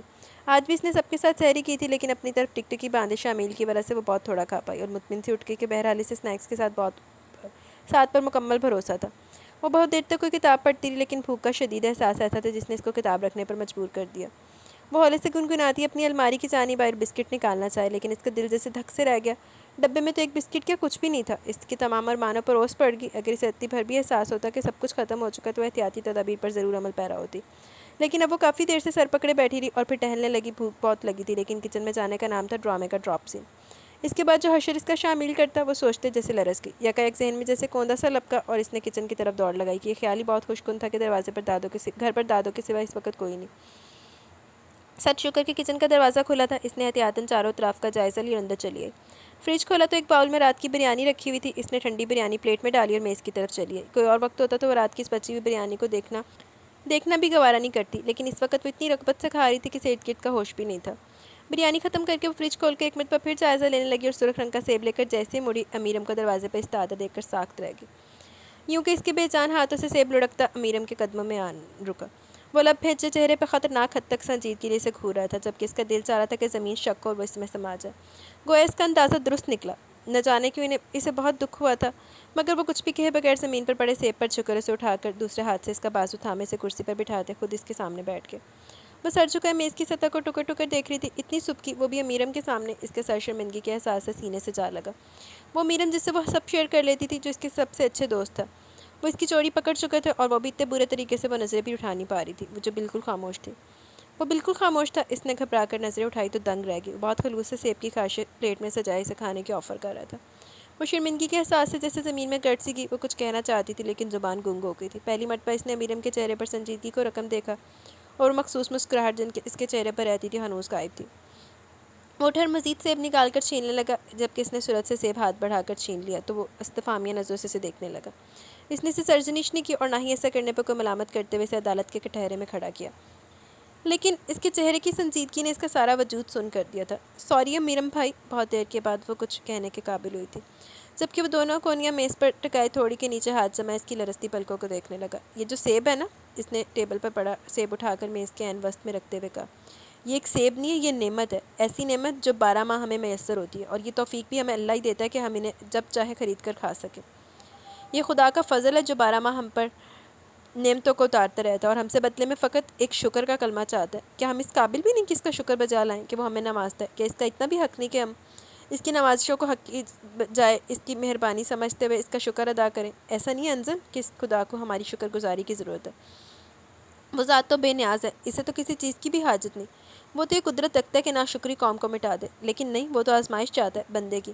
وہ یہ جاننا چاہتا ہے کہ کون اس کا شکر گزار بندہ ہے اور کون ناشکر ہے۔ انزل، وہ ذات جس نے ہمیں تخلیق کیا اور ہم پر انواع و اقسام کی نعمتیں عطا کی، کیا ہم فقط ایک ماہ اس کے حکم کے مطابق نہیں گزار سکتے؟ اپنے نفس کو کنٹرول نہیں کر سکتے؟ چند گھنٹے کے لیے صرف اس ذات کے لیے ہر چیز خود پر حرام کر لیں، فقط چند گھنٹے۔ ہم اس کے حکم سے روگردانی کر کے سب چھوڑ کر اپنے نفس کی پیروی میں لگ جاتے ہیں۔ انسان دو صورتوں میں جھوٹ بولتا ہے، ایک تو اسے خدا کا خوف نہ ہو، اور دوسرا یہ کہ اسے یقین ہو کہ اس کے جھوٹ سے اس کے علاوہ کوئی واقف نہیں۔ میں نہیں جانتا آپ کو ان دونوں باتوں میں سے کس بات نے جھوٹ بولنے پر مجبور کیا، لیکن مجھے بہت برا لگا۔ آپ روزہ نہ رکھتی تو شاید مجھے اتنا دکھ نہیں ہوتا، لیکن روزہ رکھ کر توڑ دینے والے آپ کے عمل نے تکلیف دی ہے۔ جانتی آپ روزہ نہ رکھ کر روزہ رکھنے کا دکھاوا کر کے دوہرے گناہ کی مرتکب ہو رہی ہیں۔ آپ بے شک روزہ نہ رکھیں، لیکن آئندہ جھوٹ مت بولیے، اور یہ کبھی فراموش مت کیجیے گا کہ انسان جھوٹ تو انسان سے چھپا سکتا ہے، لیکن رحمان وہ ذات ہے جو ظاہر اور پوشیدہ ہر چیز کو جاننے والا۔ وہ بولتے چلا گیا، لیکن لہجے میں سختی کی بجائے نرمی تھی۔ وہ کرسی کھسکا کر اٹھ اور بیساکھی سنبھالتے دروازہ عبور کر گئے۔ آج چھٹی تھی، سحری کے بعد بھی وہ کافی دیر سوتا رہا۔ باقی سب تو وقتاً فوقتاً اٹھ کے، مگر وہ کسل مندی سے پڑا رہا، پھر وہ بھی آنکھیں ملتا باہر چلا ہے۔ لیکن باہر کا منظر ایسا تھا جس نے اس کی آنکھوں کو پتھرا دیا۔ اس نے اپنی آنکھوں کو رگڑ ڈالا، منظر پھر بھی نہ بدلا تو پاس سے گزرتی عائشہ کو چٹکی کاٹنے کو کہا تو وہ ہنستی بھی چلی ہے۔ دادو، لگتا ہے قیامت قریب ہی ہے۔ اس نے تخت کے پاس پڑی کرسی پر بیٹھتے ہوئے اخبار سامنے پھیلا لیا، جبکہ دادو نے اسے خشمگی نظروں سے گھورا۔ ہمیشہ بدفعلی منہ سے نکالنا، کبھی جو کام کی بات اگر اس زبان سے ادا ہو جائے۔ اس نے ٹھٹک کر دادو کو دیکھا جو نہ جانے کس دھن میں بیٹھی تھی کہ اپنے لاڈلے پودے کو بھی ڈانٹنے سے گریز نہیں کیا۔ بدفعلے نہیں ہے دادو، یہ حقیقت ہے، بس اپنے گناہ بخشوا لیں۔ اوئے ہوئے، نہ تو نے کون سی نشانیاں دیکھ لی؟ دادو نے نہ خود سے ہاتھ تھوڑی پر جماتے ہوئے پوچھا۔ مجھ سے پوچھ رہی ہیں؟ اس نے ایک نظر سامنے بیٹھی سلیقے سے دوپٹہ اوڑھے انزل کو دیکھا، جو لائٹ اور ڈارک کمبینیشن کے پرپل سوٹ میں دادو کے پاس بیٹھی ہل ہل کر سپارہ پڑھنے کی کوشش کر رہی تھی۔ اوئے ہوئے، اس نے شاید پہلی مرتبہ اسے اتنے غور سے دیکھا تھا اور بس یکٹک دیکھتا ہی چلا گیا کہ دوپٹے کے حالے میں لپٹا سرخ و سفید چہرہ بہت خوبصورت اور دلکش لگ رہا تھا۔ اے لڑکے، دہلا کیوں رہے ہو؟ کہیں کو الٹا سیدھا خواب تو نہیں دیکھا؟ وہ چونکا دادو سینے پر ہاتھ رکھے پریشان سی سے دیکھ رہی تھی۔ سوتے میں تو نہیں، جاگتے میں خواب کی سی کیفیت معلوم ہوتی ہے۔ اور دادو کچھ نہ سمجھ پائی، جبکہ انزل نے بے ساختہ سر اٹھا کر دیکھا جو شوخ نظریں اسی پر جمائے بیٹھا تھا، اور پھر سب سمجھتے ہوئے دوبارہ قرآن کی طرف متوجہ ہو گئی۔ اس سے پہلے کہ اس کی اس پک پک پر دادو اس کی اچھی طرح خبر لیتی، عائشہ دادو کو بلانے چلی گئی، اور دادو یہ سنتی مینا کا فون آیا اس کے ساتھ اندر چلی گئی، جبکہ وہ کھل کر مسکرایا تھا۔ پتہ نہیں کیوں آج اس کے چہرے پر تیوریوں کی بجائے بہت خوبصورت مسکراہٹ تھی۔ دل کے کسی گوشے میں خوشی نے سر ابھارا تھا۔ اس کا بے اختیار دل چاہا وہ کوئی ایسی بات کرے کہ انزل تڑک کر جواب دینے پر مجبور ہو جائے۔ وہ جب سے یہاں آئی تھی اس نے اس کا دل خوب جلایا تھا، اور ایسا دانستہ نہیں بلکہ غیر دانستہ ہوا تھا، اور پھر ہوتا چلا گیا کہ بہرحال یہ حقیقت تھی کہ اسے اپنے لباس و انداز سے پہلی نظر میں انزل نے کچھ خاص متاثر نہیں کیا تھا۔ اس کے لیے ناقابل برداشت تھا کہ اس کے گھر میں مغربی رنگ کا ایک شاندار نمونہ چلتا پھرتا نظر آئے۔ اس نے ہمیشہ اپنے گھر کے ماحول پر فخر کیا تھا، پھر یہ کس طرح سے ہو سکتا تھا کہ اس کی طبیعت پر یہ ناگوار نہ گزرتا؟ یہی وجہ تھی کہ اس نے دل کھول کر اس کی ذات پر کمنٹس ادا کیے تھے، لیکن اس تمام عرصے میں کبھی بھی انزل نے اسے کچھ نہیں کہا تھا۔ لیکن آج وہ ایک نئے روپ میں اس کے سامنے آئی تھی، اسے بہت اچھا لگ رہا تھا، جبھی تو ہونٹوں کی تراش میں خوبصورت مسکراہٹ تھڑک رہی تھی۔ بائی دا وے، امیرم بھائی تو دوپٹہ نہیں اوڑھتے۔ اس نے چہرے سے اخبار ہٹا کر براہ راست اس کی آنکھوں میں جھانکا جو نہ سمجھنے والے انداز میں سے دیکھنے لگی۔ انہی کے زیر سایہ رہتی ہے نا آج کل آپ؟ وہ سمجھ نہیں سکی کہ مذاق ہے طنز، بہرحال اس نے کوئی جواب نہیں دیا، قرآن جزدان میں لپیٹنے لگی۔ ویسے اس معجزے کی وجہ دریافت کر سکتا ہوں؟ وہ اس مرتبہ بھی چپ رہی تو اس نے آخری حربہ آزمایا۔ ویسے سانس تو گھٹتا ہوگا آپ کا اس رضائی نما چادر میں۔ ہوں تو چھتر کھا کے کو ہٹنا ہے، پتہ نہیں تو کوئی اپنے آپ کو سمجھی جا رہے ہیں بھائی۔ مسٹر شامیل ریان، جب دل ایمان کی روشنی سے منور ہونے لگتا ہے اور اللہ کی طرف سے ہدایت کے دروازے کھلنے لگتے ہیں تو پھر آپ کا وجود روشن ہو کر آپ کی سانسوں کو ہموار کرتا ہے، نہ کہ پریشان۔ اس نے قرآن کو سینے سے لگائے اس کے پاس رک کر بڑے تحمل اور بردباری سے جواب دیا اور اندر کی سمت بڑھ گئی، جبکہ وہ جیسے ہپنوٹائز ہو گیا۔ کہاں ہے شامیل بھائی؟ عائشہ نے اس کی آنکھوں کے سامنے چٹکی بجائی تو وہ جیسے ہوش میں عائشہ، یہ اپنی انزل کو کیا ہوا؟ وہ حیرت سے آنکھیں پھیلائے سے پوچھ رہا تھا۔ وہ گرتے گرتے بچی، انزل کے لیے اپنی کا لفظ اور شامیل کی زبان سے یہ معجزہ در معجزہ تھا، لیکن اس کے برعکس اپنی حیرت کو چھپاتے ہوئے اس کے سامنے بیٹھ گئی۔ افطاری کے بعد سب اپنے اپنے کاموں میں مشغول ہو گئے تو انزل امیرم کو دوبارہ کمپیوٹر کے سامنے بیٹھا دیکھ کر اس کے قریب چلی آئی۔ امیرم بھائی، آخر اس کمپیوٹر نے کیا بگاڑا آپ کا؟ آپ اس کی جان چھوڑنے کا نام ہی نہیں لیتے۔ وہ جو کافی بوریت محسوس کر رہی تھی اس کے پاس بیٹھتے ہوئے بولی تو وہ اس کی بات پر دھیرے سے مسکرا دیا۔ کیا کریں جناب، دوستی اگر اس سے رہے تو اچھی ہے، ورنہ اپنا ہی نقصان ہے، بس تھوڑا سا کام ہے۔ اگر تمہیں اچھا نہیں لگ رہا تو میں چھوڑ دیتا ہوں۔ اس کی انگلیاں جو مسلسل کی بورڈ پر حرکت کر رہی تھی تھم گئی۔ اب ایسی بھی بات نہیں، بور ہو رہی تھی، بس چند منٹ پھر تمہاری بوریت دور کرنے کا اہتمام کرتے ہیں۔ اس کی نظریں ہنوز مانیٹر پر تھیں، تبھی اس کے موبائل کی بیپ بجی۔ سکرین پر نمبر دیکھتے جیسے مسکراہٹ اس کے چہرے پر پھیل گئی، اسے باتیں کرتے بہت غور سے دیکھ رہی تھی۔ تیکھی ناک کے اوپر سیاہ گہری آنکھیں، تراشیدہ ہونٹوں پر کے اوپر سیاہ مونچھیں اور گردن کین وسط میں اس کی کالر سے جھانکتا براؤن تیل۔ یہ تیل اس کی خوبصورت پرسنالٹی پر کتنا اہم کردار ادا کرتا ہے، یہ اس نے آج جانا تھا۔ یہ بھی اسے اب پتہ چلا کہ جب وہ ہنستے ہیں تو اس کی آنکھیں بھی مسکراتی ہیں۔ حماد تھا؟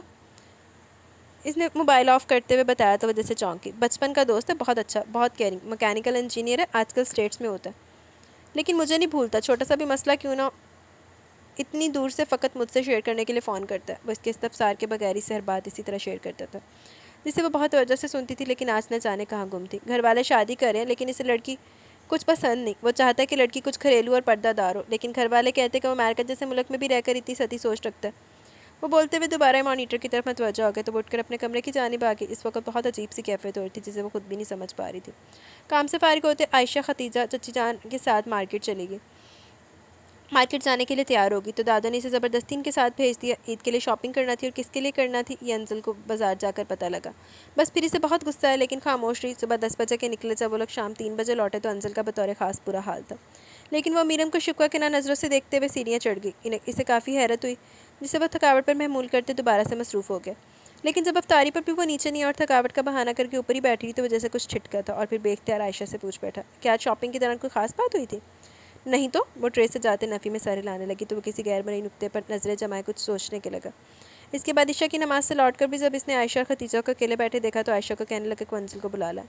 وہ کہہ رہی تھی کہ مجھے ڈسٹرب نہ کیا جائے، خاص طور پر امیرم بھائی تو قطعا نہیں. عائشہ نے اس کا پیغام منوان سنایا تو وہ حیران سے اسے دیکھنے لگا. کیوں؟ میں کیوں نہیں؟ یہ تو آپ اس سے پوچھیں. اس نے کندھے اچکائے. اس کے بعد بہت سوچنے کے باوجود اس کی ناراضگی کی وجہ نہیں جان پایا تو بہت مشکلوں سے اوپر چلا ہے.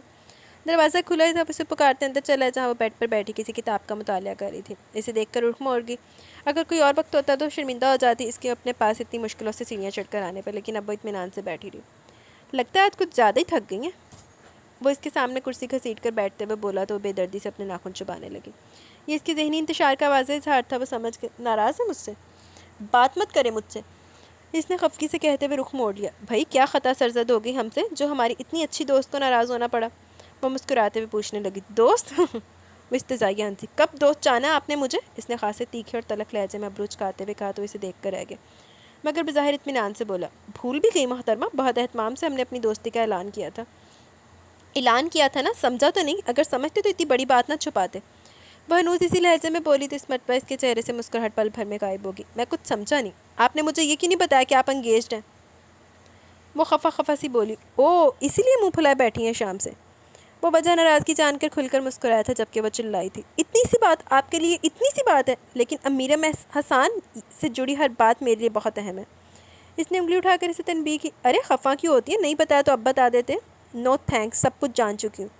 ختیجہ کی فراہم کردہ معلومات اسے باہم پہنچا رہی تھی جبکہ امیرم کا چہرہ نہ جانے کس احساس کے تحت سرخ ہو چکا تھا. ہاں چہرے پر مسکراہٹ ہنوز تھی. پوری رپورٹ تو آپ کو ازبر ہے، پھر بھی خفا ہو کر ویلیو بڑھا رہی ہیں. اس نے اپنی خجالت مٹانے کی بھرپور کوشش کی. خفا ہو کر ویلیو نہیں بڑھا رہی بلکہ یہ بتا رہی ہوں کہ جو بات دوسروں سے پتہ چلی میرا حق بنتا تھا کہ وہ بات آپ مجھے بتاتے. آخر میں آپ کی دوست ہوں. یہ تو ہے. وہ اپنی غلطی کا اعتراف کرتے شرارتی انداز میں مسکرائے. لیکن وہ کیا ہے کہ مشرقی لڑکا ہوں نا. وہ اس کے چہرے پر مینا کا ذکر چھڑنے پر درائے والے رنگوں کو دیکھتی چلی گئی. امیرم بھائی کیا واقعی مینا بھابھی آپ سے بہت پیار کرتی ہیں؟ وہ کھوئے کھوئے لہجے میں بولی تھی. کہا جاتا ہے. تو کیا آپ کو یقین نہیں ہونے لگا؟ اس نے اس کی دیوانگی کو یاد کرتے ہوئے کہا. کیا وہ بہت خوبصورت ہے؟ نہ جانے کہ وہ سوال پر سوال کرنے لگی. اس کی آنکھوں کے سامنے نازک سی مینا کی شبیہ لہرا گئی. دوسرا عشرہ اپنے اختتامی مراحل میں تھا. گھر میں ہر سو سناٹے کا راز تھا کہ آج چچی اماں دادو اور عائشہ مینا بھابھی کی طرف عیدی لے کر گئی تھی. کافی عرصے کے بعد چکر لگا تھا اس لیے افطاری سے پہلے لوٹنے کا کوئی چانس نہیں تھا. جبکہ ختیجہ کچن میں گھسی افطاری بنا رہی تھی اور انزل اس کے پاس بیٹھی اس کی مدد کرتے ہوئے کام کرنے سے زیادہ پھیلا رہی تھی. لیکن ختیجہ چونکہ کافی متحمل مزاج واقعہ ہوئی تھی اس لیے مسکراتے ہوئے سب سمیٹتی رہی کہ اس کے لیے یہ احساس ہی خاصا خوشکن تھا کہ وہ سیکھنے کی کوشش کر رہی ہے. ہاں جب پیاز کاٹنے میں اس کے آنسو رواں ہوئے تو اس نے خود ہی بات کی باہر کی طرف دوڑ لگائی جہاں شامل امیرم سے کسی بات پر الجھا ہوا تھا. یہ حماقت ہے امیرم بھائی، ایسے نادر مواقع زندگی میں بار بار نہیں آتے. اگر یہ موقع آپ نے مس کر دیا تو پھر ساری عمر پچھتاتے رہیں گے. پھر بھی نہیں. کیوں آخر کیوں؟ شامل ضد چوا. اس لیے کہ مجھے کہیں بھی نہیں جانا، کسی قیمت پر بھی نہیں. وہ قطعی انداز میں بولا. آپ بہت غلط کر رہے ہیں امیرم بھائی. لوگ دعائیں کرتے ہیں ایسے موقع کی، ایسے چانس کے انتظار میں ساری عمر گزار دیتے ہیں. آپ تو بہت لکی ہیں. ہاں لکی ہوں، اس لیے سب منظور نہیں. زندگی سبر جائے گی امیرم بھائی آپ کی. یہاں رہ کر آپ اتنا آگے نہیں جا سکتے جتنا آگے آپ اس آفر کو قبول کر کے جا سکتے ہیں. روشن مستقبل کی ضمانت ہوگا آپ کا ایک دام. وہ اسے جیسے قائل کر لینا چاہتا تھا. بات یہاں وہاں کی نہیں شامل، بات تو مقدر کی ہوتی ہے. قسمت میں جو لکھا ہے، جتنا لکھا ہے وہ مل کر ہی رہتا ہے. اگر میری قسمت میں بہت زیادہ ہے تو مجھے یہاں بھی ضرور ملے گا. پھر در در کی ٹھوکریں کھا کر اس ذات واحد سے یقین کھونے کا فائدہ. پھر بھی میں یہی کہوں گا کہ آپ بہت بڑی غلطی کریں. خیر میرا کام آپ کو سمجھانا ہے. اسے کسی بھی صورت قائل نہ کر پایا تو اٹھ کھڑا ہوا پھر لمبے لمبے ڈگ پھرتا چلا گیا. پہلے تو اس کی پشت پر نظر جمائے سے زیادہ دیکھتی رہی پھر اٹھ کر اس کے قریب پاس چل گئے. کہاں جانے کی بات ہو رہی تھی؟ کہیں بھی نہیں. اس نے مصروف سے انداز میں جیسے سر چھٹک کر نظر انداز کرنا چاہتا جیسے چڑھ گئی. آپ پھر کچھ چھپا رہے ہیں. اس نے خفکی سے پاور کروایا تو سب چھوڑ کر بغور اسے دیکھنے لگا۔ چھپانا کیا، کمپنی کی طرف سے اسکالرشپ پر باہر جانے کی آفر آئی اور شامل کہتا ہے مجھے موقع مس نہیں کرنا چاہیے۔ ہماری کمپنی کی برانچز مختلف ملکوں میں پھیلی ہوئی ہیں، بہت منافع دے رہی ہیں، اور ان کا خیال ایسی ایک برانچ آسٹریلیا میں بھی ہونی چاہیے جس کے لیے انہیں انتہائی قابل اور ہونہار شخص کی ضرورت ہے، جن میں سے ان کے خیال میں ایک میں بھی ہوں۔ یہی وجہ کہ 1 سال کی آفر اسکالرشپ کے لیے آئی ہے، جسے رد کر کے شامل کے خیال میں بے وقوفی کر رہا ہوں۔ امیرم بھائی، آپ کبھی شامل کی بات نہیں مانیے گا۔ وہ نہ جانے کہ بے اختیار اس کا بازو تھامے بولی تو وجہ سے حیران ہوا۔ کبھی بھی نہیں، پلیز آپ ان کی بات نہ مانیے گا، پلیز پلیز امیرم بھائی، آپ ان کی بات نہیں مانیں گے نا؟ وہ جیسے بے چین ہو گئی تھی۔ ارے ریلیکس، میں ایسا کبھی نہیں کرنے والا۔ اس نے اپنے بازو پر دھرا اس کا ہاتھ تھپ تھپاتے ہوئے کہا تو وہ پرسکون ہوئی، لیکن امیرم سوچ میں پڑ گئے۔ سب کا خیال تھا وہ عشاء سے پہلے نہیں لوٹے گی، لیکن مغرب کے کچھ دیر بعد جب وہ لوٹ آئیں تو سب حیران ہوئے۔ ایسا تو کبھی بھی نہیں ہوا تھا کہ وہ کھانے کے بعد اتنی جلدی لوٹ آتی ہوں۔ اتنی زیادہ مسافت نہیں تھی مینا اور ان کے گھر کے درمیان، زیادہ سے زیادہ 1 گھنٹہ، لیکن جتنی تھکن ان کے چہروں پر تھی وہ اس مسافت سے کہیں زیادہ تھی۔ ایسا تو کبھی بھی نہیں ہوا تھا کہ کوئی مینا کے گھر سے لوٹا اور اس کے چہرے پر مسکراہٹ نہ ہو۔ عائشہ کمرے میں چینج کرنے کے خیال سے جا چکی تھی، جبکہ چچی کے چہرے پر تفکر کے سائے بہت گہرے تھے۔ وہ سب چھوڑ چھاڑ ان کے پاس چلی گئی۔ چچی جان، خیریت تو ہے نا؟ اس نے چچی کا ہاتھ تھام کر نرمی سے استفسار کیا تو وجہ سے گہری سانس لے کر آئے گی۔ نہیں ایسی تو کوئی بات نہیں، تم اماں کو کمرے میں لے جاؤ، شاید تھک گئی ہیں۔ وہ دھیرے سے اسے ہدایت دیتی اٹھ گئی اور اسے سوچو کے بھنور میں تنہا چھوڑ گئی۔ اس کے بعد کسی نے بھی کسی قسم کا کوئی ذکر نہیں کیا اور وہ بھی کچھ سوچ کر چپ ہو گئی۔ تیسرا عشاء شروع ہو گیا، سب عبادت میں مصروف ہو گئے اور تاک راتوں کا اہتمام کیا جانے لگا۔ خاص طور پر دادوں کی نمازیں طویل ہو گئی۔ ہر چند کی انہوں نے تفکر کو چھٹکنے کی بہت کوشش کی، لیکن کیا کرتی، انہیں اپنا پوتا بہت عزیز تھا۔ وہ تو جیسے جیتی تھی اپنے بچوں کے لیے، پھر کسی انکہے دکھ کا خیال انہیں نڈھال کیوں نہ کرتا۔ وہ صبح شام غم غلط کرنے کے لیے خیال سے تسبیح پڑھتی رہتی، کیونکہ آخر روزہ بھی آن پہنچا۔ وہ میرم کے کمرے کی جانب چلی گئی۔ وہ نوافل ادا کر رہا تھا۔ وہ بے آواز قدم اٹھاتی، بیٹھ کے کنارے ٹک گئی۔ وہ رکوع کرتا اور پھر سجدے میں چلے جاتے۔ وہ بہت انہماک سے اس کے ایک ایک عمل کو دیکھ رہی تھی، جو کھڑے ہو کر تو نہیں لیکن بیٹھ کر ضرور اپنا فرض ادا کر رہا تھا۔ کتنی باقاعدگی سے سب اس گھر میں دینی امور کی پابندی کرتے تھے، خاص طور پر امیرم، جو زندگی کی بہت بڑی محرومی کے باوجود وقت کے ساتھ چل رہا تھا۔ کتنے عزیز ہو جاتے ہیں وہ لوگ جو آپ کی خوشی رکھنے میں اپنی خواہشوں کو بھی پرواہ نہیں کرتے۔ ان کی تکلیف آپ کو اپنی لگنے لگتی ہے، اس کی پریشانی کا خیال آپ کو بے حد پریشان کر دیتا ہے۔ کتنی عجیب رودات سنائی تھی عائشہ نے مینا کے متعلق، وہ نہ چاہتے ہوئے بھی اداس ہوگی۔ کتنے بے خبر تھے میرم بھائی جو مینا کے شبیہ دل میں سچائے خوش رہتے تھے۔ انزل کا دل چاہتا کہ وہ انہیں حقیقت حال سے آگاہ کر دے، انہیں بتا دے کہ وہ جو آپ سمجھ رہے ہیں وہ غلط ہے، جسے آپ دل میں چھپائے پھرتے ہیں وہ آپ کے انمول دل کے قابل نہیں۔ لیکن پھر ان کے دکھی ہونے کے خیال سے رک جاتی۔ وہ کہاں انہیں دکھی دیکھ سکتی تھی، کہاں ہمت تھی اس میں۔ کتنا عجیب تھا نا یہ سب، وہ حقیقت تو بتانا چاہتی تھی لیکن حقیقت کا سامنا کرنے کی ہمت خود بھی نہیں پاتی تھی۔ تب اس نے میرم بھائی کو دعا مانگتے دیکھ کر بے اختیار ان کی خوشیوں کی سلامتی کی دعا مانگی۔ تو انزل جی آئی ہیں۔ وہ جائے نماز لپیٹتے ہوئے اس کے پاس چلا اور خیر مقدمی مسکراہٹ سے نوازا۔ بور ہو رہی تھی اور اداس بھی ہے نا؟ اس نے تائید چاہی تو وہ حیران سی انہیں دیکھنے لگی۔ بھائی اداس ہونے والی کیا بات ہے، ابھی فون کر لیتے چچا جان کو اور چچی کو۔ وہ اپنے تئیے ہی اخذ کر پایا تو وہ پرسکون ہو گئی۔ نہیں اس وقت تو پاپا فری نہیں ملیں گے۔ یہ تو ہے، وہ تائیدی انداز میں بولا۔ اچھا یہ بتائیں آپ نے عید کا ڈریس سلوا لیا؟ جب مینا بھابھی کی شاپنگ کے لیے گئے تھے تو تائی اماں نے دلوایا تھا ایک سوٹ، وہی پہن لوں گی۔ اس کے لہجے سے جوش مکفور تھا۔ آپ نے کبھی یہاں عید نہیں منائی نا، اس لیے اتنی ایکسائٹیڈ نہیں ہے، لیکن جیسے عید کا چاند نظر آئے گا تو دیکھے گا ایک انوکھے احساس سے 2 4 ہوں گی۔ بس چاند نظر آتے ہی ہر طرف عید کا سا سما نظر آئے گا، ہر طرف گہما گہمی کے ساتھ ہر چہرے پر مسرت کا ایک ننھا سا دیا روشن ہوگا۔ اور جب ایسا ہوگا نا تو آپ کو یہ سوبر اور سلجھی بھی عائشہ خدیجہ ایک بچی کی مانند چلاتی شور مچاتی سنائی دیں گی، اور شامل کے ساتھ چوڑیاں پہننے اور مہندی لگوانے جانے کے لیے اس کی 1000 منتیں کرتی، اس کے آگے پیچھے پھرتی نظر آئیں گی، اور وہ ان پر احسان کرتا اندر ہی اندر ان کی محبت پر قربان جاتا انہیں ساتھ لے جائے گا۔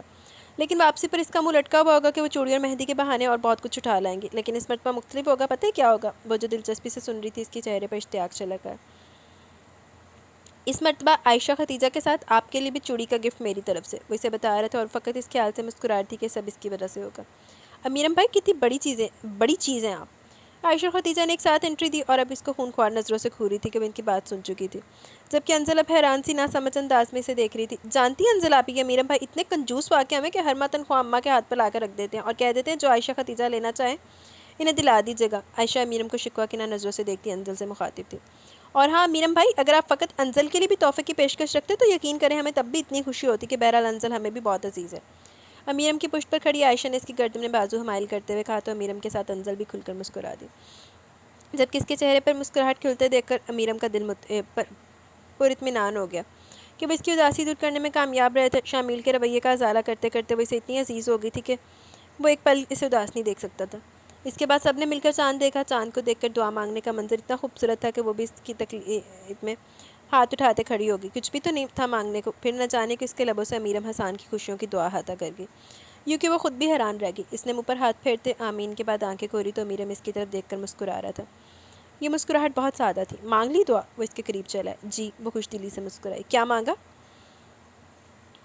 وہ مسکراتے ہوئے پوچھ رہا تھا۔ چاند کی دعا تو انہیں آتی نہیں بھیا، ہاں چاند سا دلہا ضرور مانگا ہوگا۔ شامل نہ جانے کہاں سے برآمد ہوا، اس نے چھٹکے سے مڑ کر دیکھا تو وہ انجان بنا دعا مانگ رہا تھا، جبکہ امیرم کے ساتھ عائشہ ختیجہ کے چہرے پر بھی دبی دبی مسکراہٹ تھی۔ وہ خجالت کے مارے سر جھکا گئی۔ اس کے بعد امیرم کے بتایا کہ تمام رنگوں کو اس نے خود اپنی آنکھوں سے دیکھا۔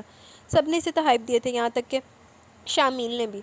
اتنی خوبصورت، اتنی دل فریب عید اور اتنی چاہتوں کے درمیان اتنے انوکھے طریقے سے بلا شبہ یہ عید اس کی زندگی کی یادگار عید تھی۔ آج خالہ نفیسہ کچھ لوگوں کے ساتھ لائی تھی عائشہ ختیجہ کو دکھانے کے، بقول ان کے دونوں لڑکے کزنز ہیں اور کافی خوشحال خاندان ہے، سو طائی ابو نے انہیں گھر لانے کا عندیہ دے دیا۔ بھائی تم لوگ ابھی تیار نہیں ہوئی؟ جلدی کرو، طائی اماں نیچے بلا رہی ہیں۔ انزل نے مانی خیز نظروں سے گھورتی شرارتی انداز میں بولی تو ختیجہ پر اعتماد ہونے کے باوجود بھی چھینپ گئی۔ وہ لوگ پہلے نظر میں انہیں اوکے کر گئے تھے اور دیکھتے دیکھتے سب ٹھیک ہوتا چلا گیا کہ شامل تمام انویسٹیگیشن کر چکا تھا۔ اس کے بعد وہ لوگ منگنی کرنے آئے تو شادی کی ڈیٹ لے کر ہی ٹلے کہ سب اس چھٹپٹ پر حیران رہ گئے۔ شادی کے کارڈ چھپ کے تو شامل کو مینا کے گھر بھیج دیا گیا، لیکن وہ جب واپس آیا تو اس کا چہرہ شدت ضبط سے سرخ اور آنکھیں لہو رنگ ہو رہی تھی۔ سب کے دلوں کی دھڑکن تیز ہو گئی۔ امیرم نے اسے کاٹ کے پرزے پرزے کر کے ہوا میں اچھالتے ہوئے بہت حیرت سے دیکھا۔ یہ کیا بدتمیزی ہے؟ چچی نے آگے بڑھ کر اسے خشمگی نظروں سے گھورا۔ بدتمیزی تو میرے ساتھ کی گئی ہے، وہ پھنکارا تھا۔ مینا بہو تھی نا آپ کی، آپ کے بیٹے پر جان دیتی تھی، محترمہ جی نہیں سکتی تھی امیرم کے بنا، زہر کھا لیتی اگر آپ ہی رشتہ نہ جوڑتی، یہی سب کہا تھا نا اس نے۔ اس بہو نے جواب جو اب کسی اور کی ہے۔ وہ آگ کی طرح بھڑکا تھا اور سب راکھ کر گیا، یہاں تک کہ امیرم کا دل بھی وہی ہوا جس کا ڈر تھا۔ ایسا لگ رہا تھا اس نے سور پھونک دیا، ایسا دل خراش انکشاف، سبھی اپنی اپنی جگہ ساکت رہ گئے۔ ملنا بھی گوارا نہیں کیا آپ کے ان رشتہ داروں نے جو انسان کہلانے کے بھی لائق نہیں۔ اصرار کیا تو مینا صاحبہ کے ہسبینڈ تشریف لائے کہ جناب یہاں آپ سے کوئی نہیں ملنا چاہتا۔ انزل نے ترچھی نظروں سے دور بیٹھے امیرم کو دیکھا جو بالکل سپاٹ چہرے کے ساتھ شامل کو سن رہا تھا۔ اندرونی انتشار کا شائبہ اس کے چہرے پر نہیں تھا۔ بہت خودغرض نکلی وہ لڑکی، فقط دولت کی خاطر چھوڑ گئی آپ کو اس دنیا کو۔ اس نے میز کو ٹھوکر مارتے ہوئے طائی اماں سے کہا تو وہ پھوٹ پھوٹ کر رونے لگی۔ سب ان کے گرد ہو گئے تو امیرم کمپیوٹر آف کرتے بالکل خاموشی سے اپنے کمرے کی جانب بڑھ گئے۔ شامل کے اندر آگ بھڑک رہی تھی، غصے سے آؤٹ آف کنٹرول ہوتا ادھر سے ادھر ٹہل رہا تھا کہ اس کا بس نہیں چل رہا تھا، مینا کو گولی سے اڑا دیتا جس نے امیرم جیسے انمول ہیرے کا دل توڑا تھا۔ ریلیکس شامل بھائی، ختیجہ نے اس کے کندھر تھپکتے ہوئے اس کے اشتعال کو کم کرنا چاہا۔ کیسے ختیجہ، کیسے ریلیکس ہو جاؤں؟ بہت عظیم نقصان کیا اس نے ہمارا۔ یاد ہے نا وہ دن جب امیرم کو کتنی منتوں سے رضامند کیا تھا، کتنا خوفزدہ تھا وہ کوئی نیا رشتہ جوڑنے پر، فقط ایک چھوٹی سی محرومی کی بنا پر۔ آج اس کے دل کی کیا حالت ہوگی۔ وہ بہت مضطرب تھا، امیرم کے دکھ کا خیال اسے جیسے توڑ رہا تھا۔ کتنی محبت کرتا تھا وہ امیرم سے، یہ اس نے آج جانا تھا، لیکن یہاں تو ہر کوئی ایک دوسرے سے بہت پیار کرتا تھا، اس لیے تو کوئی بھی کسی سے نظر نہیں ملا پا رہا تھا۔ رات سے دن اور دن سے پھر شام ہو گئی، کسی نے بھی تو کچھ نہیں کھایا تھا، ہر کوئی دکھ کی تصویر تھا اور انہیں ڈھال سی بستر پر پڑی تھی کہ اس کے خدشے حقیقت کا روپ دھار کر سب کچھ برباد کر گئے تھے۔ دادوں نے ڈھال سی بستر پر پڑی تھی کہ ان کے خدشے حقیقت کا روپ دھار کر سب کا برباد کر گئے تھے۔ کسی نے بھی کھانے پر نہیں بلایا مجھے، اور دسترخوان کہاں ہے؟ پلیز ختیجہ مجھے بہت بھوک لگی ہے، جلدی سے کھانا لگاؤ۔ وہ بیساکھی سنبھالتے کمرے سے وارد ہوا تو سب جیسے دنگ رہ گئے۔ انزل نے میگزین کی اوٹ سے جھانکا، یا تو انہیں اپنے جذبات چھپانے میں کمال حاصل تھا یا پھر پوز کر رہے تھے۔ ارے انزل، آپ کیوں خاموش بیٹھی ہیں؟ آپ تو سب سے پہلے شور مچاتی ہیں، آئے نا۔ چچا جان، دادو کہاں ہیں؟ وہ بچوں کی طرح شور مچا رہا تھا۔ ضرور دادو کمرے میں ہوں گی، ختیجہ تم جلد از جلد پھل کے اتارو، میں دادو کو لے کر آتا ہوں۔ ختیجہ حیرت زدہ کچن کی طرف چلی گئی تو وہ چھوٹے چھوٹے قدم اٹھاتا دادو کے کمرے کی طرف بڑھ گیا، جہاں وہ بیٹھ کے پشت سے کمر ٹکائے دل گیر بیٹھی تھی۔ ارے دادو، آج آپ دسترخوان پر نہیں آئی؟ کیا اپنے ساتھ ہمیں بھی بھوکا رکھنے کا ارادہ ہے؟ وہ دل خوش دلی سے مسکراتے اس کی پائنتی کے کنارے ٹک گیا تو دادو الجھی نظروں سے بغور اسے دیکھنے لگی، جہاں مسکراہٹ کے سوا کوئی اور تاثر ہرگز نہیں تھا۔ اور پھر اس کا چہرہ اپنے ہاتھوں میں دونوں ہاتھوں کے حالے میں لیتے ہوئے اسے سینے میں پھینچے بے اختیار سسک پڑی۔ دادو، آپ کیا کر رہی ہیں؟ وہ بوکھلا گیا۔ مجھے معاف کر دینا بیٹا، میں تمہاری سب سے بڑی مجرم ہوں، میری وجہ سے تمہیں آج یہ دن دیکھنا نصیب ہوا۔ آنسو تواتر سے ان کے جھریوں زدہ چہرے کو بھگو رہے تھے۔ پلیز دادو، یہ آپ کیا کہہ رہی ہیں؟ وہ ان کو اپنے مضبوط بازوں میں لیتے ہوئے گویا ہوا۔ آپ فضول میں پریشان ہو رہی ہیں؟ ادھر دیکھیں میری طرف۔ اس نے دادو کا چہرہ اونچا کیا۔ آپ کیوں پریشان ہو رہی ہیں؟ جانتی ہیں خدا کے ہر فیصلے میں کوئی نہ کوئی مصلحت ہوتی ہے، وہ ذات جو کرتی ہے اس میں ہماری بہتری شامل ہے، اور میں بھی اس کی رضا میں راضی اس کے فیصلے پر خوش ہوں۔ اور اگر آپ مینا جیسی لڑکی کے لیے آزرد ہیں تو پھر آپ خدا کا شکر ادا کریں کہ اس نے ہمیں کسی بڑے سانے سے پہلے بچا لیا۔ وہ ان کے آنسو پہنچتے اپنے ساتھ دسترخوان پر لے آئے تو طائی اماں نے اپنے ہونہار بیٹے کو دیکھتی رہ گئی جسے اپنے جذبات پر مکمل کنٹرول تھا۔ اس کے بعد اس کی بھرپور کاوش سے دیکھتے ہی دیکھتے ماحول سازگار ہو گیا تو مطمئن سے اٹھ گیا، لیکن ختیجہ کو چائے کا آرڈر دینا نہیں بھولا۔ یہ اور بات کہ اسے انزل کی آواز پر رکنا پڑا۔ امیرم بھائی، اگر چائے میں بناؤں تو؟ ویسے قہوہ پینے کا موڈ تو نہیں، پھر بھی اگر تم بناؤ گی تو اچھا لگے گا۔ وہ نیچے والے لب کا دایاں کونا دانتوں تلے دبائے شرارت سے گویا وہ تو جھینپ گئی۔ افسردگی اور رنجیدگی جو فضا قائم تھی وہ چھوٹ چکی تھی۔ آج عائشہ اور ختیجہ کی بارات تھی اور گھر میں کافی گہما گہمی تھی۔ دادو کی ہدایت جاری تھی، جبکہ تائیمہ کافی گھبرائی ہوئی تھی کہ بیٹیوں کا معاملہ تھا۔ عائشہ ختیجہ پارلر جا چکی تھی۔ بارات آگئی تو نکاح کے بعد عائشہ ختیجہ کو سٹیج پر لایا گیا۔ دونوں ہی نظر لگ جانے کی حد تک پیاری لگ رہی تھی۔ انزل بھی ریلیکس مزے سے کھٹا کھٹ تصویریں بنا رہی تھی۔ البتہ تصویریں بنانے کے دوران چپکے سے اس نے شامل کو دیکھا تاکہ اس کے تیور بھانپ سکے، جو دور کھڑا ادھر ہی متوجہ تھا، اور چہرے پر کسی شکن کی بجائے ایک دھیمی سی مسکان تھی۔ اسے حیرت کے ساتھ کچھ عجیب سا بھی محسوس ہوا، تاہم وہ اس کے بعد اطمینان سے اپنا کام مکمل کر کے اس کے پاس چلی۔ امیرم بھائی کدھر ہے؟ وہ کرسی گھسیٹ کر اس کے پاس ہی بیٹھ گئی۔ ضروری کام سے گئے ہیں باہر۔ آپ اکیلے کیوں بیٹھے؟ وہ پوچھ اس سے رہی تھی، جبکہ اس کی نظریں ہنوز سٹیج پر بیٹھی عائشہ ختیجہ کی طرف تھی، جو حیا کی شدت سے پلکی نہیں اٹھا پا رہی تھی۔ کتنی پیاری لگ رہی ہے نا؟ اس نے شرمائی لجائی سی نندوں کے درمیان گھیری دونوں کو دیکھ کر اس سے تائید چاہی، جو ٹکٹکی باندھے بہت گہری نظروں سے اسے دیکھ رہا تھا۔ کتنی نہیں، بہت بہت پیاری لگ رہی ہیں آپ۔ اس نے سیلف پرنٹڈ موتیوں والی قمیض، دوپٹہ اور کتان کی ہم رنگ اورنج شلوار میں ملبوس انزل کو بہت دلچسپی سے دیکھا، جبکہ انزل کندھے اچکاتے ہنستی۔ میں تو عائشہ ختیجہ کی بات کر رہی تھی، اور میں آپ کی، اس نے کچھ اس انداز میں کہا کہ انزل حیرت زدہ سی سے یکٹک دیکھے گئی۔ کچھ ایسا تھا اس کی نظروں میں کہ وہ جلدی نظریں چرانے پر مجبور ہوگی۔ تبھی چچی جان ایک لڑکی کا بازو تھامے اس کے قریب آئی۔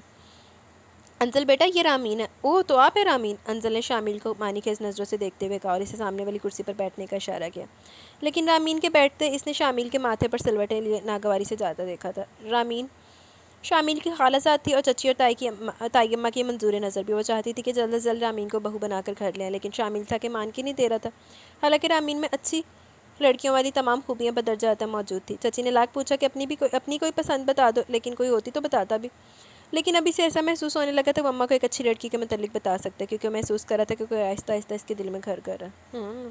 پہلے منہ نہ ہر وقت ڈوگ بن کے رہتا سی، ہن جو اپنے آپ نے چینج کیتا تے ہن تینوں دے وچ لال لگے نظر آ رہے نے۔ پہلے بھی اس وقت عائشہ ختیجہ گھر پر نہیں ہوتی تھی، لیکن پھر بھی آج نہ جانے کہ گھر میں خاموشی سے پہلے سے زیادہ محسوس ہو رہی تھی۔ ہاں، دادی اماں معمول کے مطابق تخت سنبھالے بیٹھی تھی اور تائی اماں کچن میں مصروف تھی۔ وہ ان کے پاس چلی گئی۔ آپ اس وقت کس کے لیے چائے بنا رہی ہیں؟ امیرم کے لیے۔ وہ چائے کپ میں انڈیلتے ہوئے بتا رہی تھی، طبیعت ٹھیک نہیں لگ رہی؟ لاکھ کہا اس لڑکے سے دوا لے آؤ، لیکن نہیں، اپنی تو پرواہ نہیں کرنی نہیں ہے نا۔ وہ کافی نالا نظر آ رہی تھی۔ لو، تم ذرا امیرم کو چائے دو، میں تمہارے لیے ناشتہ بناتی ہوں۔ انہوں نے چائے کی ٹرے سے تھمائی اور خود اس کے لیے ناشتہ بنانے لگی۔ وہ دروازہ ناک کرتی اندر چلی گئی، جہاں وہ بیڈ پر دراز آنکھوں پر بازو کا تکیہ بنائے لیٹا تھا۔ اس نے چائے کی ٹرے سائڈ ٹیبل پر رکھی تو وہ بھی سیدھا ہو بیٹھا۔ کیا طبیعت زیادہ خراب ہے؟ وہ پریشان سی پوچھ رہی تھی۔ نہیں، بس سر میں ہلکا سا درد تھا۔ اس نے سائڈ ٹیبل کی دراز سے پین کلر نکالی اور پانی کے ساتھ نگلنے لگا۔ لیکن آپ کی آنکھیں تو… اس نے اس کی سرخ انگارہ آنکھوں کو تعجب سے دیکھا۔ ساری رات سویا نہیں نا، اس لیے اس نے کپ اٹھایا۔ میں آپ کا سر دبا دوں؟ وہ اس کے ماتھے کو چھوتے ہوئے بولی۔ آپ کو بہت تیز بخار ہے؟ اس نے جلتی پیشانی کی طرف اشارہ کیا تو وہ دھیرے سے مسکرا دیا۔ ابھی ٹھیک ہو جائے گا، تم پردے برابر کر دو اور جاؤ۔ لیکن وہ تو جیسے گھبرا سی کی، اس لیے انسنی کرتے باہر کی طرف دوڑی اور پھر چھٹ پٹ سب اس کے گرد جمع تھے۔ بخار بہت شدید تھا، وہ جیسے چائے پینے کے بعد لیٹر سیکنڈز میں غافل ہو گیا۔ دادو نے ٹھنڈے پانی کی پٹیاں رکھنے کو کہا تو انزل بھاگ کر ٹھنڈا پانی لے آئی، جبکہ تائی اماں اس کے پاؤں سے ہلا رہی تھی۔ گھنٹہ پر پٹیاں ماتھے پر رکھنے کے بعد بخار ہلکا ہوا تو وہ کچھ ہوش میں آئے۔ سب نے اطمینان کا سانس لیا، لیکن اچانک اسے ابکائی آئی۔ 1 2 3 سب کے ہاتھوں کے طوطے اڑ گئے۔ شامل ڈاکٹر کو لینے دوڑا، جبکہ انزل کے دل کی دھڑکن جیسے رک گئی۔ پریشانی کی بات نہیں ہے، بس موسم کا اثر ہے۔ آپ انہیں نمکول ملا پانی دیں، اور میں کچھ میڈیسنز لکھ رہا ہوں، انہیں باقاعدگی سے کھلائیں۔ انشاءاللہ رات تک آپ انہیں بالکل ٹھیک پائیں گے۔ دم سادے کھڑے نفوس کی سماعتوں سے جیسے ڈاکٹر کی آواز ٹکرائی، انزل کی اٹکی ہوئی سانس بحال ہوئی تھی۔ اس نے ایک نظر سوتے ہوئے امیرم پر ڈالی اور اس کے سرہانے پڑی کرسی پر ٹھہر سی گئی۔ اتنی دیر میں وجود جیسے بے چین ہو گیا تھا۔ اس نے شامل سے پوچھ کر دوائی کھلائی اور وقتاً فوقتاً ٹمپریچر بھی چیک کرتی رہی۔ جب دن کا اجالا رات نے نکلا تو اس نے آنکھیں کھولی۔ حیرت انگیز طور پر اس کا بخار اتر چکا تھا، لیکن نیم بے ہوشی کی کیفیت ابھی بھی طاری تھی۔ چچی جان نے اسے سونے کے لیے کہا تو وہ ضد کر کے اسی کے سرہانے بیٹھی رہی، لیکن رات بھیگنے لگی تو اس مرتبہ اس نے زبردستی انہوں نے اسے کمرے میں بھیج دیا۔ کمرے میں آ کر بھی اسے سکون نہیں ملا، عجیب بے کلی سی تھی جو اسے پرسکون نہیں ہونے دے رہی تھی۔ وہ کتنی دیر بستر پر پہلو بدلتی رہی، جب کسی صورت سکون نہیں ملا تو وضو کرتے ہوئے جا نماز پر کھڑی ہو گئی۔ نماز ختم کرتے دعا کے لیے ہاتھ اٹھے تو جیسے گرانا بھول گئی۔ جتنی بھی سلامتی کی دعائیں تھیں اس نے مانگ ڈالی تھی۔ چوکی تو وہ تب جب ایک گرم آنسو اس کی ہتھیلی کو بھگو گیا۔ اس کے آنسو روانی سے بہہ رہے تھے۔ وہ حیرت زدہ رہ گئی۔ کتنا کہا کرتی تھی دادو، انزل اپنی دعا کو جتنا ہو سکے طویل کیا کر، دعا میں اٹھے ہاتھ خدا کو بہت پسند ہے۔ جبکہ ہمیشہ کہہ کر ٹال جاتی کہ دادو کیا مانگوں، اور آج انجانے میں سے وہ سب کر گئی تھی، اور وہ بھی امیرم کے لیے۔ پھر وہ خود کلامی کے انداز میں بڑبڑائی، تو امیرم حسان، یہ کام آج آپ کے لیے توسط سے خدا نے انزل کو سکھا دیا۔ وہ دھیرے سے ہنسی اور پھر جائے نماز رکھ کر باہر چلی گئی۔ تمام لائٹس آف تھی، امیرم کے کمرے میں ملکہ سا اندھیرا تھا۔ شامیل کو یہ پسند، انو امیرم پسند، امیرم نو مینا پسند، جی مینا نے کسی اور نے بیاہ کر لیا۔ واہ رے واہ! اسے صبح کا منظر یاد آیا تو پھر سے بے چین ہوگی۔ اس کا دل چاہا وہ اسی کے سہارے بیٹھی رہے، پھر چچی اماں کا خیال کرتے واپس لوٹ آئی۔ سب سو رہے تھے، ایک وہی رات کی اس پہر بے چین سی تھی۔ وہ سب پرسکون تھے جس کے خونی رشتے تھے اس کے عزیز، پھر وہ کیوں بے قل تھی؟ اسے کیوں سکون نہیں تھا؟ وہ سراپا سوال تھی۔ کیا سوچ رہے ہو؟ اس نے اس کا مضبوط شانہ ہلایا تو وہ ایک گہری سانس لے کر رہ گیا۔ کیا سوچنا ہے؟ سوائے اس کے انزل نے انکار کیوں کیا؟ کتنے چاؤ سے اماں نے اس کی خواہش پر چچا جان سے انزل کا ہاتھ مانگا تھا۔ خوش بھی ہوئے تھے کہ وہ یہ سن کر کہ شامل کی اپنی خواہش ہے، لیکن چچا جان نے جیسے اسے فون پر رائے مانگی تو ایک نے لہجہ سوچے بغیر منفی جواب دے دیا۔ تب سے وہ خاصا افسردہ تھا۔ ویسے اگر سوچا جائے تو اس میں کچھ ایسی سمجھ میں نہ آنے والی بات بھی نہیں ہے۔ کیا مطلب؟ اس نے کچھ نہ سمجھتے ہوئے استفہامیہ نظروں سے دیکھا۔ مطلب یہ کہ جو رویہ تمہارا انزل سے آج تک رہا ہے، اس کے پیش نظر اس کا انکار کرنا کچھ عجب نہیں ہے۔ انہوں نے اسے باور کرواتے ہوئے جیسے بے جارگی سے بولا، مجھے احساس ہے امیرم بھائی، لیکن تب کی بات اور تھی، لیکن اب میں خود اسے پسند کرتا ہوں۔ ہاں تیرے مطابق تو سارے چلن کے، تو وہ جنہوں پسند کرنا ہو تینوں پسند کرے، اے تے کنفرم ہے نا؟ تو محبت ہوگی ہے جناب کو؟ محبت تو نہیں، البتہ شادی مجھے اسی سے کرنی ہے۔ پلیز امیرم بھائی آپ اسے سمجھائیں نا، وہ نادانی نہ کرے۔ ہاں واقعی نادان تو ہے جو ہمارے اتنے ڈیشنگ اور سمارٹ سے بھیا کو ریجیکٹ کر رہی ہے، وہ شوق سے لہجے میں بولا تو وہ چھینپ گیا۔ لیکن تم بے فکر ہو، میں دیکھتا ہوں، وہ تسلی کے انداز میں شانہ تھپ تھپاتے ہوئے بولا۔ وہ جیسے اندر تک ریلیکس ہو گیا کہ جانتا تھا امیرم کی بات کو وہ کبھی بھی رد نہیں کرے گی۔ دوسرے دن اس نے اس سے بات کر لی، اس نے انکار کر دیا۔ لیکن کیوں؟ کیونکہ مجھے شامل سے شادی نہیں کرنی۔ پھر کس سے کرنی ہے؟ اس کا سوال اتنا غیر متوقع تھا کہ اس نے بے ساختہ سر اٹھا کر اسے دیکھا جو اسی پر نظر جمائے ہوئے تھا۔ مجھے ابھی شادی نہیں کرنی، اس نے دوبارہ سر جھکاتے ہوئے بہت مدھم آواز میں کہا۔ تو ہم کون سا آج نکاح کے پیپر سائن کروا رہے ہیں؟ منگنی ہو جائے پھر شادی شامل کے اسٹیبلش ہونے پر ہوگی۔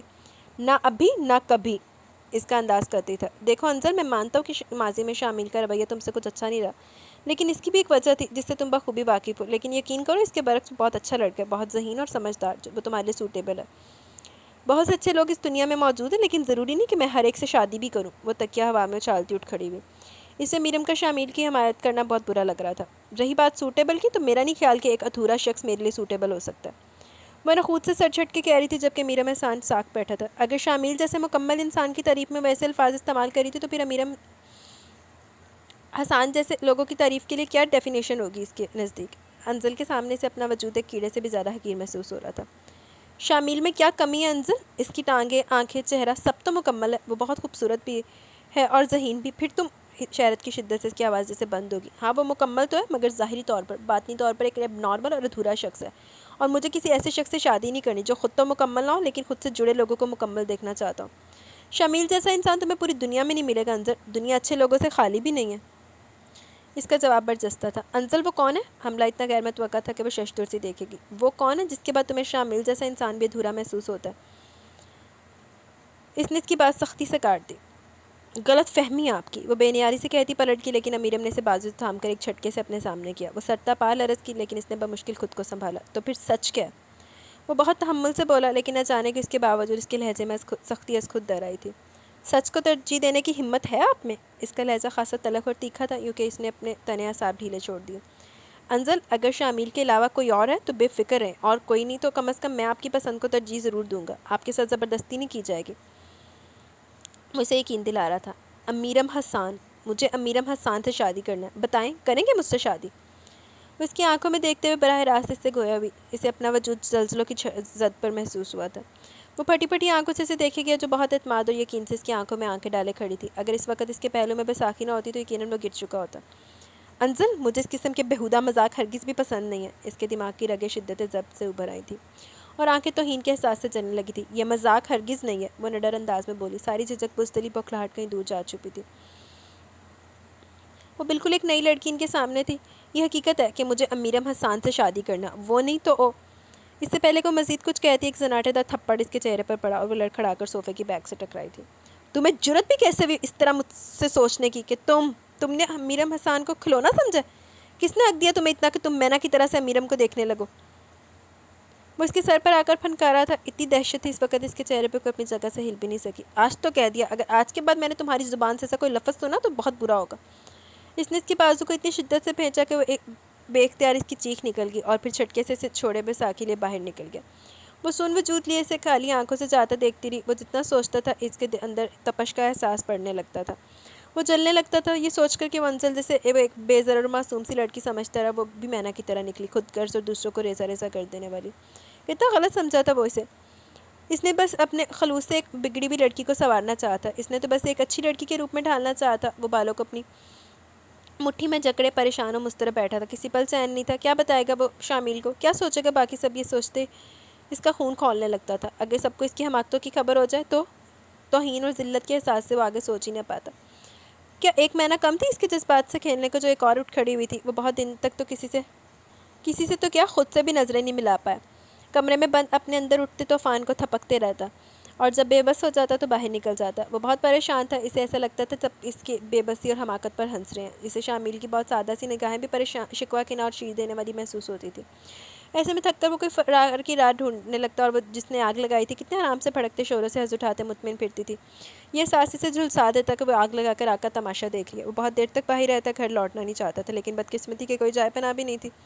کہاں جاتا جہاں کم از کم اس کی موجودگی یقینی نہ ہوتی؟ وہ سوچ کے بھنور میں ڈوبا فٹ پاتھ پر چل رہا تھا جب اس کے ذہن میں کوندا سا لبکا اور اسے پرسکون کر گیا۔ اللہ من لگتا پائی چلا بھج گئے اتھے جڑی آفر آئی سی۔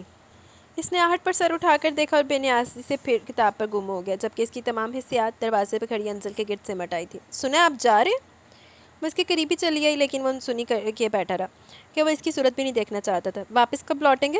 وہ اپنے سابقہ دوستانہ انداز میں پوچھ رہی تھی، جبکہ وہ وہاں سے اٹھ کر اسٹڈی ٹیبل پر جا بیٹھا۔ ویسے فرار کی اچھی راہ ڈھونڈی ہے، وہ استہزائیہ ہنسی۔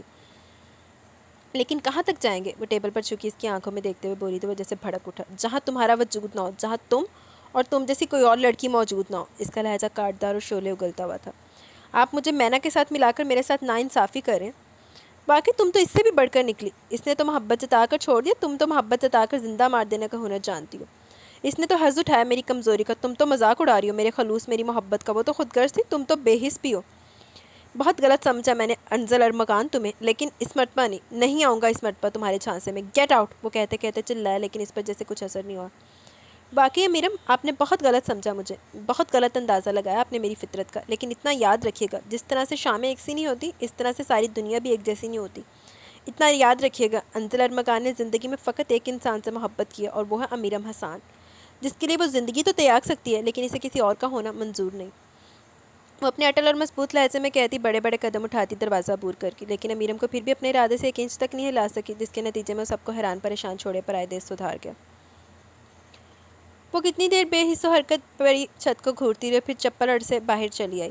اتنی تیز دھوپ تھی کہ بیرونی دیوار سے لپٹی امر بیل جیسے کملا کر رہ گئی اور پھول مرجھانے لگے تھے۔ اس نے بے اختیار آسمان پر نظر ڈالی جو آگ برسا رہا تھا۔ وہ برآمدے کی سیڑھیوں میں ستون سے ٹیک لگائے بیٹھ گئی، لیکن اچانک وہ اٹھی اور صحن میں چکرانے لگی۔ اتنی سخت دھوپ میں ایسا عمل! تائی اماں نے کچن میں چاہتے رک کر ایک اچٹتی سی نظر اس پر ڈالی اور آگے بڑھ گئی کہ اب اس طرح کی حماقتیں وہ اکثر و بیشتر کرتی رہتی تھی، اس لیے سب نے حیران ہونا چھوڑ دیا تھا۔ اب تو اسے اس وقت بھی کوئی نہیں ٹوکتا تھا جب وہ وقت پہ وقت وضو کر کے جائے نماز پر کھڑی ہو جاتی۔ کتنا کچھ بدل گیا تھا اس تھوڑے سے عرصے میں، پتہ نہیں وہ مایوس ہو گیا تھا یا مجبور۔ بہرحال اسٹیبلش ہوتے ہی شامل کی شادی رامین سے ہو گئی تھی۔ عائشہ ایک بیٹی اور ختیجہ ایک بیٹے کی ماں بن چکی تھی اور اپنے اپنے گھروں میں بہت خوش تھیں، اور ان سب سے الگ وہ انتظار کی دہلیز سے لگی ہراہٹ پر اس کی منتظر تھی۔ وہ ایسے دیش جا بسا تھا جہاں کی ہوائیں بھی کبھی ادھر کا رستہ نہ بھولتی۔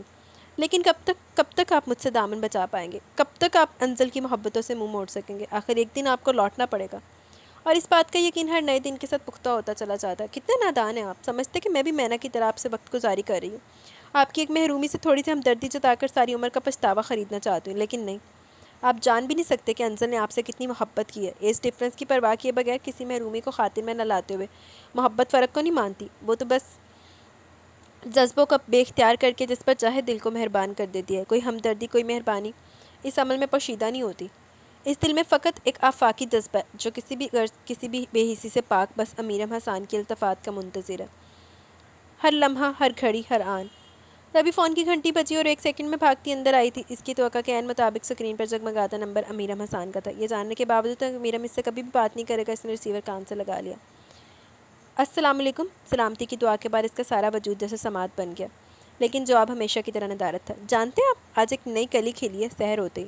صبح کی نرم اور چمکیلی کرنوں نے اس کے وجود کو بہت شگفتہ بنا دیا تھا، لیکن دھوپ کی شدت آنگن میں آتے وہ کلی بھی مرجھا گئی، یوں کہ اب بے جان ہو کر شاخ سے لٹکتی جھول رہی ہے۔ یہ دھوپ فون سے ابھرتی ٹوں ٹوں کے ساتھ لفظ بھی اس کے اندر ہی کہیں دم توڑ گئے۔ وہ ریسیور کو شکوہ کے نگاہوں سے دیکھتی رہ گئی، جیسے ریسیور نہیں وہ امیرم ہو۔ اور پھر طیمہ کے کمرے کی جانب بڑھ گئی کہ جانتی تھی پورے 5 منٹ بعد بیل ضرور ہوگی اور وہ دوبارہ آن لائن ہوگا۔ جب سے امیرم گیا تھا دادو سے چارپائی سے لگ گئی تھی، ہر وقت ان دونوں کو یاد کرتی رہتی کہ شامل بھی رامین کو اپنے ساتھ اسلام آباد لے گیا تھا۔ امیرم ہفتہ میں کم از کم 2 مرتبہ تو ضرور فون کرتا تھا اور دانستہ طور پر ہمیشہ پہلے فون انزل ہی اٹھاتی تھی۔ نہ جانے کہ وہ ہر وقت فون کی گردی منڈلاتی رہتی، فقط اس آس پر کہ شاید آج وہ انزل کی آواز نہ پہچان پائے، لیکن وہ تو شاید ریسیور اٹھاتے جان جاتا تھا، اسی لیے کبھی خاموشی کے علاوہ کچھ سننے کو نہیں ملا تھا۔ اور اگر کبھی ہر بات سے انجان طیمہ اس کے ہاتھ میں ریسیور تھما بھی دیتی تو لائن کاٹ دی جاتی، لیکن ہمیشہ اس کے اس فعل پر زخمی سی مسکراہٹ پھیل جاتی۔ سمجھتے ہیں اس طرح سے وہ مجھے خود سے بیزار کر دیں گے، مایوس ہو جاؤں گی میں ان کی بے نیازی سے، تھک جاؤں گی ان کی بے رخی سہتے سہتے، لیکن کاش وہ جان پاتے ان کی خاموش نفرت کا اظہار مجھے ہر مرتبہ پہلے سے بھی زیادہ ان کے قریب کر دیتا۔ مجھے محسوس ہوتا ہے محبت کم نہیں ہوگی۔ محبت ایک موسم ہے کہ جس میں خواب اگتے ہیں، تو خوابوں کی ہری شاخیں گلابوں کو بلاتی ہیں، انہیں خوشبو بناتی ہیں۔ محبت جب ہماری کھڑکیوں پر دستک دے کر گزرتی ہے خوشبوؤں کی، مجھے محسوس ہوتا ہے محبت کم نہیں ہوگی، محبت کم نہیں ہوگی۔ وہ دور کونے میں بیٹھی تھی لیکن دادو کو سسکتے خالی خالی نظروں سے دیکھ رہی تھی۔ وہ ہر دفعہ اس طرح روتی تھی لیکن آج تو چپ ہونے کا نام ہی نہیں لے رہی تھی۔ پھر اس نے ان کے چہرے پر اطمینان پھیلتے محسوس کیا۔ نہ جانے نے کیا جواب کیا تھا کہ مطمئن سی ہو گئی تھی۔ اس نے جاننے کی کوشش نہیں کی، بس خالی خالی نگاہوں سے دادو کو خوش ہوتے دیکھتی رہی۔ پھر یوں ہوا کہ دادو بھی اس کی طرح ہراہٹ پر چونک جاتی جیسے انہیں کسی کا انتظار ہو، لیکن یہ انتظار بھی بہت ظالم ہوتا ہے، انسان کو دمک کی طرح چاٹ لیتا، اور جب یہ امید سے ہوتا مایوسی کی راہ پر گامزن ہو جائے تو پھر شاید حوصلہ جواب دے جاتا۔ دادو اتنی بیمار ہو گئی تھی کہ راتوں کو جاگ جاگ کر ان کی مزاج پرسی کے لیے ان کے سرہانے بیٹھنا پڑتا تھا۔ انزل ساری ساری رات ان کے سرہانے بیٹھی ان کی تیمارداری کرتی کہ ان کا ضعیف وجود مزید نحیف و نزار ہو کر جیسے بے جان سا ہونے لگا تھا۔ نیند تو ویسے بھی اب اس کے لیے کوئی مسئلہ نہیں رہی تھی، راتوں کو سونا تو اس نے بہت پہلے چھوڑ رکھا تھا، تبھی وہ اپنے دل کے ساتھ دادو کا بھی دل بہلاتی رہتی، لیکن انہیں کہاں بہلنا تھا جب تک کہ امیرم نہ آ جاتا۔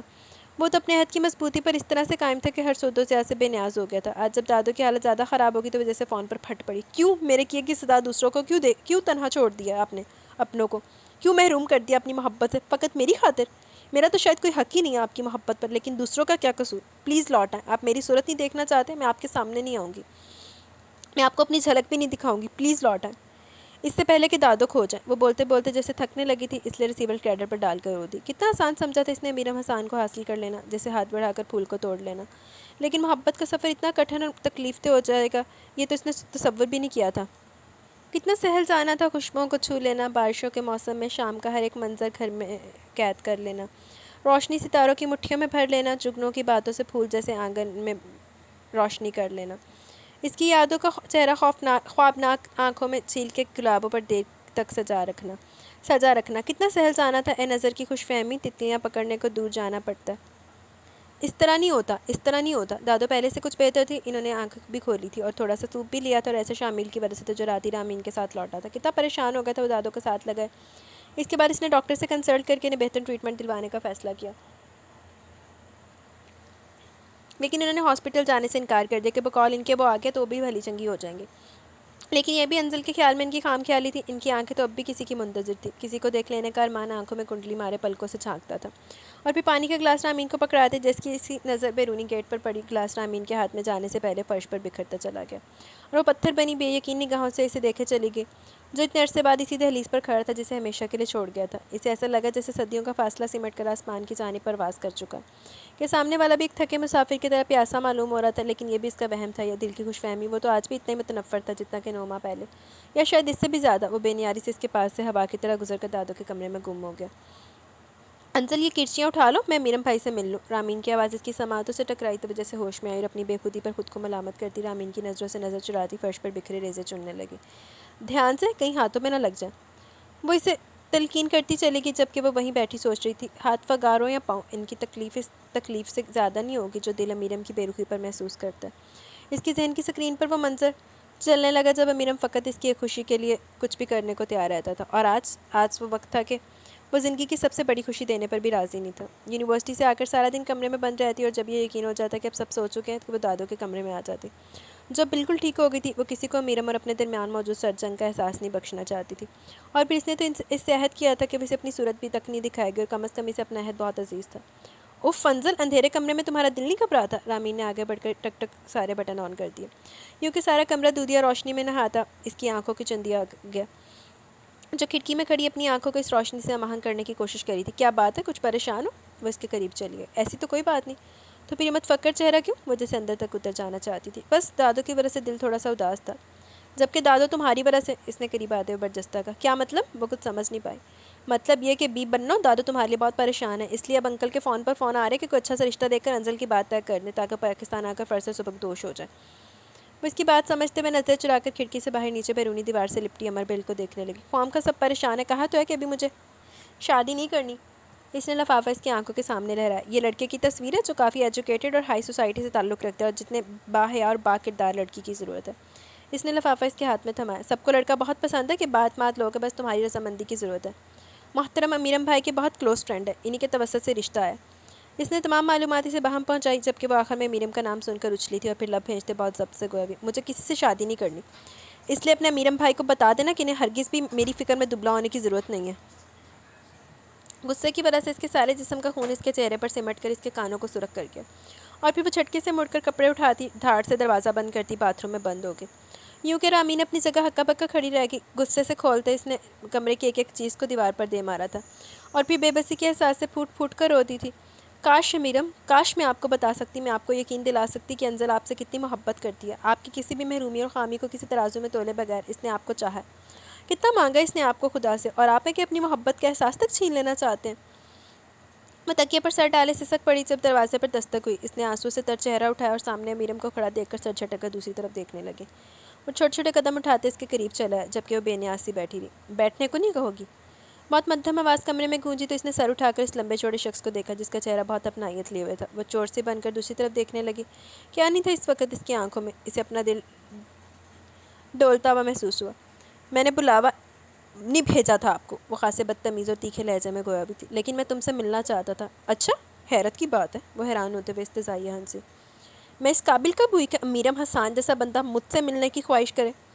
اس کا لہجہ کافی کاٹدار تھا، جبکہ چہرے پر زخمی سی مسکراہٹ وہ اسے دیکھ کر رہ گیا۔ رامین تمہارے پاس آئی تھی؟ ہاں، بتا رہی تھی محترمہ کہ آپ کو لوگوں کی فکر بہت پریشان کر رہی ہے۔ اس نے اس کی بات کو مکمل ہونے سے پہلے کاٹ دی۔ ایک ہی چھت تلے رہنے والے اپنے ہوتے ہیں، لوگ نہیں، اور تم بھی ہماری اپنی۔ مت کہیں مجھے اپنا، نہیں ہوں میں آپ کی اپنی۔ اگر اپنا سمجھا ہوتا تو یوں لہو لہان نہ کرتے اپنی بے رخی سے، ہر ایرے گہرے کی تصویر بھیج کر اپنی محبت کا احساس تک چھین لینے کی صحیح نہیں کرتے۔ وہ سرتا پاس سلگ رہی تھی، آنچ دیتا لہجہ تھا اس کا، اسے اس سب کی توقع تھی، اس لیے بہت تحمل سے بولا۔ ہم بیٹھ کر بات کر سکتے ہیں؟ ہاں کر سکتے ہیں، اگر بات آپ کی یا میری ہو۔ اس نے ایک ایک لفظ کو چبایا۔ اور اگر کسی تیسرے بندے کا ذکر کرنا تو آپ اسی وقت یہاں سے جا سکتے ہیں۔ اس کے لہجے میں انتہائی قطعیت تھی۔ وہ ساتھ کھڑے سے دیکھتے رہے۔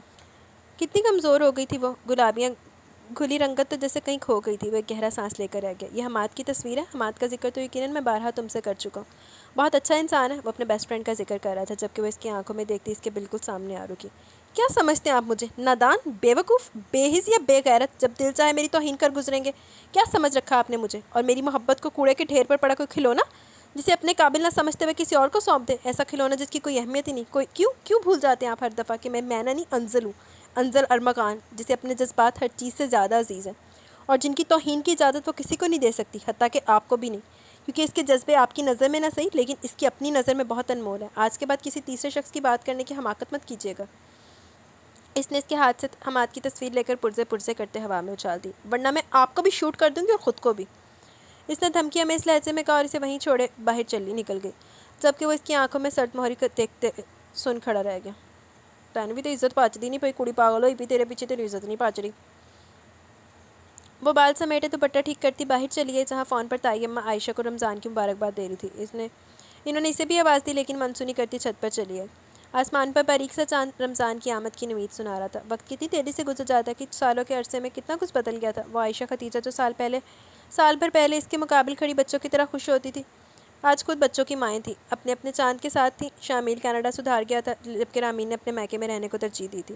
ویسے بھی اس کی طبیعت خراب رہنے لگی تھی، واحد ایک وہ تھی جس کے دامن میں موجود باقی خوشیاں، مادہ خوشیاں بھی زندگی کی تلخیاں چرا کر لے گئی تھی۔ اس کے 400 سناٹا تھا۔ دادو نے آنگن میں کھڑے کھڑے سب کی سلامتی کی دعا مانگ ڈالی، جبکہ تائی اماں اور چچی اماں کے ساتھ سحری کی تیاری کرنے لگی تھی۔ جب سے عائشہ ختیجہ گئی تھی اب سارا کام وہ باہم مل کر لیا کرتی تھی۔ اس کا دل چاہتا تو ہاتھ بٹا دیتی، ورنہ کئی دن کسی کام کو ہاتھ نہیں لگاتی۔ دور چھت پر چند لڑکیاں خوشی سے جھوم رہی تھی۔ کتنا کچھ چھین لیا امیرم آپ نے مجھ سے، اس نے دل کو ٹٹولا، ہر طرف دکھ درد کے پہرے تھے۔ اداسی نے آنکھوں میں جیسے گھر کر لیا تھا، یوں کہ اب کوئی بھی منظر اچھا نہیں لگتا تھا۔ اس نے ہٹ پر بے سختہ مڑ کر دیکھا۔ امیرم جو مشکلوں سے اوپر آ رہا تھا وہیں سے لوٹ گیا۔ اس نے تعصب سے اس کی پشت کو دیکھا اور پھر آسمان پر نظریں جما دی جس پر اب اکا دکا ستارے ٹمٹما رہے تھے۔ کب چمکے گا میری قسمت کا ستارہ؟ کب روشن ہوگی میرے حصے کی چاندنی سے؟ کب ستارے میری محبت پر نازاں فلک پر جگمگائیں گے؟ کب آئے گا وہ دن جب امیرم حسان مجھ سے محبت کرنے پر مجبور ہو جائیں گے؟ وہ تھک کر نیچے چلی اور عشاء کی اذان ہوتی تراویح کے لیے وضو کر کے جائے نماز پر کھڑی ہوگی۔ بہت بے رونق اور بے کیف سے دن تھے۔ 5 افراد کے لیے سحری بنتی اور 4 افراد کے لیے افطاری کی۔ امیرم روزہ باہری افطار کرتا تھا۔ اس دن کے بعد اس نے سب کو کیسے مطمئن کیا وہ نہیں جانتی تھی۔ اس کے لیے تو یہی غنیمت تھا کہ اب اسے پریشان نہیں کیا جاتا تھا۔ آج 18واں روزہ تھا۔ طیمہ نے عائشہ خدیجہ کو عبدال اور طاہر کے ساتھ افطاری پر انوائٹ کیا تھا اور اب صبح سے کچن میں مصروف تھی۔ وہ بھی نہ جانے کیا سوچتے ہوئے ان کے پاس چلی ہے۔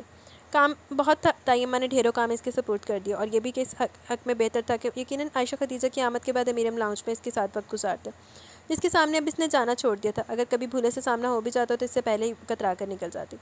افطاری تک سب تیار تھا۔ پھلکے بنانے تھے۔ اس نے یہ کام بھی اپنے ذمے لے کر چچی اماں کو زبردستی دسترخوان پر بھیج دیا کہ امیرم بھی دسترخوان پر سیٹ سنبھال چکا تھا۔ اس کے بعد مغرب کی نماز ادا کرتے سب دادوں کے کمرے میں جمع ہو گئے۔ وہ نماز سے فارغ ہو کر جائے نماز لپیٹ رہی تھی جب خدیجہ دروازے سے نمودار ہوئی۔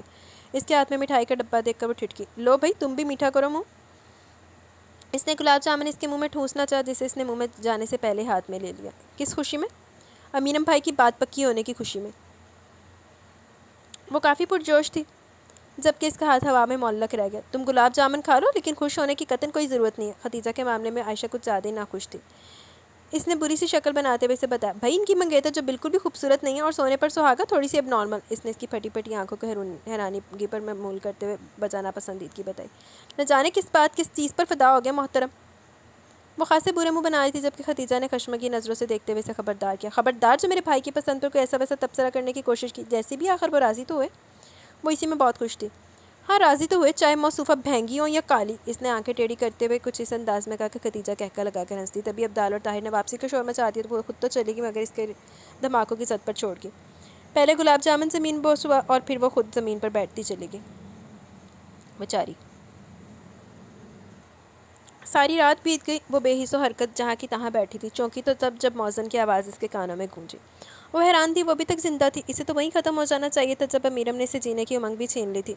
لیکن صحیح کہتے ہیں لوگ، کوئی کسی کے ساتھ مرتا نہیں ہے، بس ایک پر نہ ہونے والا خلا رہ جاتا ہے، ایک پورنا ہونے والا خلا رہ جاتا ہے جو کبھی نہیں بھر پاتا۔ اور یہ خلا بھی ایسا ہی تھا جسے کبھی نہیں بھرنا تھا اور کبھی نہیں، جسے ایک بوجھ کی طرح اسے اٹھا کر جینا تھا۔ جب دل سے اچھی یادیں ختم ہو کر خالص براجمان ہو جائے تو پھر محبت بوجھ بن جایا کرتی ہے، لمحہ لمحہ کسک دیتی ہے۔ سحر نے رات کے اندھیرے کو نگل لیا لیکن وہ بت بنی قدموں میں گرے گلاب جامن کو خالی خالی نظروں سے دیکھے گی۔ I have a question. Gulab jamun تے کیڑیاں نہیں چڑیاں؟ اتنے تو بھائی کوئی ہلکا جنہ ذرا بھی ڈگ پہ کیڑیاں ایسے آتی ہیں کہ کیا ہی بتائیں۔ تو گلاب جامن پہ کوئی کیڑی نہیں چڑھی ایڈی شدید میٹھے دے اتے؟ اس نے اٹھ کر نماز پڑھنے کی بھی کوشش نہیں کی، بس تقدیر کی ستم ظریفی پر ماتم کی نہ بیٹھی رہی۔ خوش رہیں آپ۔ اس کے دل سے بے اختیار دعا نکلی پھر آنسو رواں ہوئے تو جیسے سب کچھ بہا کر لے گئے۔ نہ جانے دن شام میں کب بدلا۔ وہ تو بس یوں ہی بیٹھی رہی جب رامینی سے کھینچ کر باہر لائی جہاں طیمہ بری کے لیے کچھ سوٹ پھیلائے بیٹھی تھی اور عائشہ خدیجہ میں بحث چھڑی تھی۔ عائشہ کے خیال کے مطابق یہ سوٹ بری میں رکھنے کے قابل نہیں تھے جبکہ خدیجہ چاہتی تھی کہ ان پر آرڈر پر کام کروایا جائے تو بہتر رہے گا، باقی فینسی کپڑے خریدے جائیں۔ بھائی تم لوگوں کی مرضی، اگر دل مانتا ہے تو کروا لو، اگر نہیں تو بازار میں اور بھی بہت سے کپڑے ہوں گے۔ وہ کافی فراق دلی سے بول رہی تھی۔ اس کے دل میں ہوک سی اٹھی، جب خوشی آپ کو اپنے حصار میں لیتی ہے تو آپ کو ارد گرد سے بے نیاز کر دیتی ہے۔ کسی نے بھی تو اس کی افسردگی، اس کی متورم آنکھوں کا نوٹس نہیں لیا تھا۔ سب مگن تھے۔ شادی کی ڈیٹ عید کے دوسرے دن کی فکس کی گئی، ٹائم تھوڑا تھا جبکہ سب کی بھرپور کوشش یہی تھی کہ شادی میں کسی قسم کی کمی نہ رہ جائے۔ آج بھی عائشہ خدیجہ شاپنگ کے سلسلے میں موجود تھی۔ وہ خالی ذہن بیٹھی نے سن رہی تھی۔ جب گاڑی کا ہارن سنائی دیا سب نے جلد از جلد چادریں اوڑھ لیں اور وہ درد کے اتھاہ میں ڈوبی وہیں بیٹھی رہی تو خدیجہ چونکی، ارے انزل تم کیوں بیٹھی ہو؟ جلدی کرو نا۔ میں کیا کروں گی، تم لوگ جاؤ نا، بہت مشکلوں سے وہ بول پائی۔ ارے کیسی بے مربت لڑکی ہو تم، امیرم بھائی کی شادی ہو تم نخرے دکھا رہی ہو۔ ارے تمہیں تو سب سے زیادہ ایکسائٹیڈ ہونا چاہیے ان کی شادی پر، آخر کو ان کی سب سے عزیز دوست ہو تم۔ عائشہ نے سیوں بیٹھا دیکھ کر ڈپٹا اور زبردستی گھسیٹتی باہر لے جہاں فرنٹ سیٹ پر براجمان امیرم اور عبدال اس کے منتظر تھے۔ عائشہ نے دروازہ کھول کر اسے پیچھے تقریباً تھکا دیا تھا اور پھر خود بھی بیٹھتے ہوئے دروازہ بند کر دیا جبکہ امیرم نے ویو مرر سے اس کے بجھے بجھے چہرے اور ویرانہ آنکھوں کو بہت گہری نظروں سے دیکھا، پھر گاڑی سٹارٹ ہوتے ہی باہر نظریں جما دی۔ گاڑی میں امیرم اور عبدال کی آواز گونج رہی تھی۔ بات جہاں سے بھی شروع ہوتی عبدال گفتگو کا رخ موڑ کر اس کی شادی پر لے آتا۔ وہ اسے مسلسل چھیڑ رہے تھے، دوسری صورت میں انزل کے زخموں پر نمک چھڑک رہا تھا۔ خوش رنگ تتلی ہاتھ نہ آئے تو کتنی تکلیف ہوتی ہے وہ محسوس کر رہی تھی۔ کتنی خوش نصیب ہے وہ لڑکی جسے امیرم حسان کی محبت کا اعزاز ملا۔ اس کے اندر درد کی شدید لہر اٹھی تھی۔ اس نے گھبرا کر سیٹ کی پشت سے سر ٹیک کر آنکھیں موند لی۔ کتنا کڑا امتحان تھا جذبوں کے قاتل کے سامنے رہ کر خود کو پرسکون ظاہر کرنا۔ بائی دا وے امیرم بھائی، کب سے یہ سلسلہ ہے؟ عبدال دبی دبی مسکراہٹ سے پوچھ رہا تھا۔ وہ شاید کچھ زیادہ ہی موڈ میں تھے۔ سلسلہ تو بہت دیر سے تھا، ہاں اس کی محبت کا ادراک اب ہوا۔ انزل نے ایک دم سے آنکھیں کھول کے اسے دیکھا جو مرر میں اس پر نظریں جمائے ہوئے تھا۔ اس نے صورت سے پلکیں جھکا لی۔ وہ اس کے چہرے پر موجود خوشی کے جہان کو دیکھ چکی تھی۔ وہ جیسے بے دم سی ہونے لگی، کوئی بھی تو جائے پناہ نہیں تھی۔ جس نے دوبارہ سے آنکھیں موند لی۔ ہر نیا دن اس کی بے چینی اور بے کلی میں اضافہ کر رہا تھا۔ جیسے جیسے عید قریب آ رہی تھی ویسے ویسے اس کی رگوں میں خون خشک ہونے لگا تھا۔ وہ پاپا کو فون کری تھی لیکن مل ہی نہیں رہا تھا، ورنہ وہ ابھی تک انگلینڈ پہنچ چکی ہوتی۔ کیا تھا اب اس کے لیے یہاں کیا کرنا تھا اسے یہاں رہ کر؟ کچھ بھی تو نہیں بچا تھا اس کے لیے، لیکن کال ملتی تب نہ جانے کیا مسئلہ تھا۔ وہ نمبر ڈائل کرتے کرتے تھکنے لگتی، لیکن وہ بھی شاید اس سے ناراض تھا۔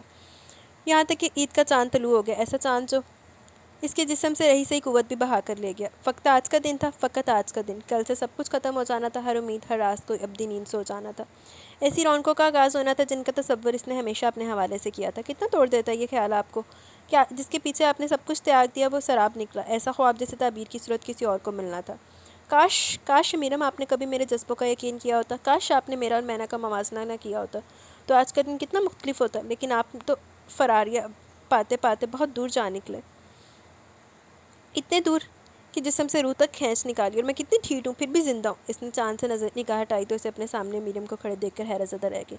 وہ دعا مانگ کے اس کے سامنے آ رکا۔ جب کہ دورتے دلوں سے دھل جائیں تو چاند کتنا روشن نظر آتا نا۔ وہ اس کی آنکھوں میں جھانکتے تائید چاہ رہا تھا، جبکہ اس کے دل چاہا کہ وہ اس کے چہرے پر سجے مسرتوں کے جہاں کو نوچ ڈالے، اسے گریبان سے پکڑ کر جھنجھوڑ ڈالے اور اس سے ایک ایک لمحے کا حساب مانگے جو اس نے اس کی محبت میں بتائے تھے، جسے اپنی بے رخی کی آگ میں جھلسا کر اس نے اپنے لیے خوشیوں کا جہان آباد کیا تھا۔ لیکن اس کے برعکس وہ مڑی اور سیڑھیاں پھلانگتی چلی گئی۔ کہاں تاب تھی اس میں اس کی آنکھوں میں کسی اور کے نام کا جگنو چمکتے دیکھنے کی؟ حوصلہ صرف اس کے پاس نہیں تھا جس کے سہارے وہ اسے کسی اور کی زندگی میں شامل ہوتا دیکھتی۔ اس نے وارڈروب کھنگال ڈالی اور مطلوبہ نمبر لیے فون کی طرف بڑھ گئی۔ ہیلو جی، مجھے تابش کمال سے بات کرنی ہے، اس کی آنکھوں میں پھیلی نمی کو پیچھے دھکیلتے ہوئے کہا تھا۔ جی فرمائیے انکل، میں انزل بات کر رہی ہوں، انزل ارمغان، بزنس مین ارمغان کی بیٹی جو آج کل انگلینڈ میں ہوتے۔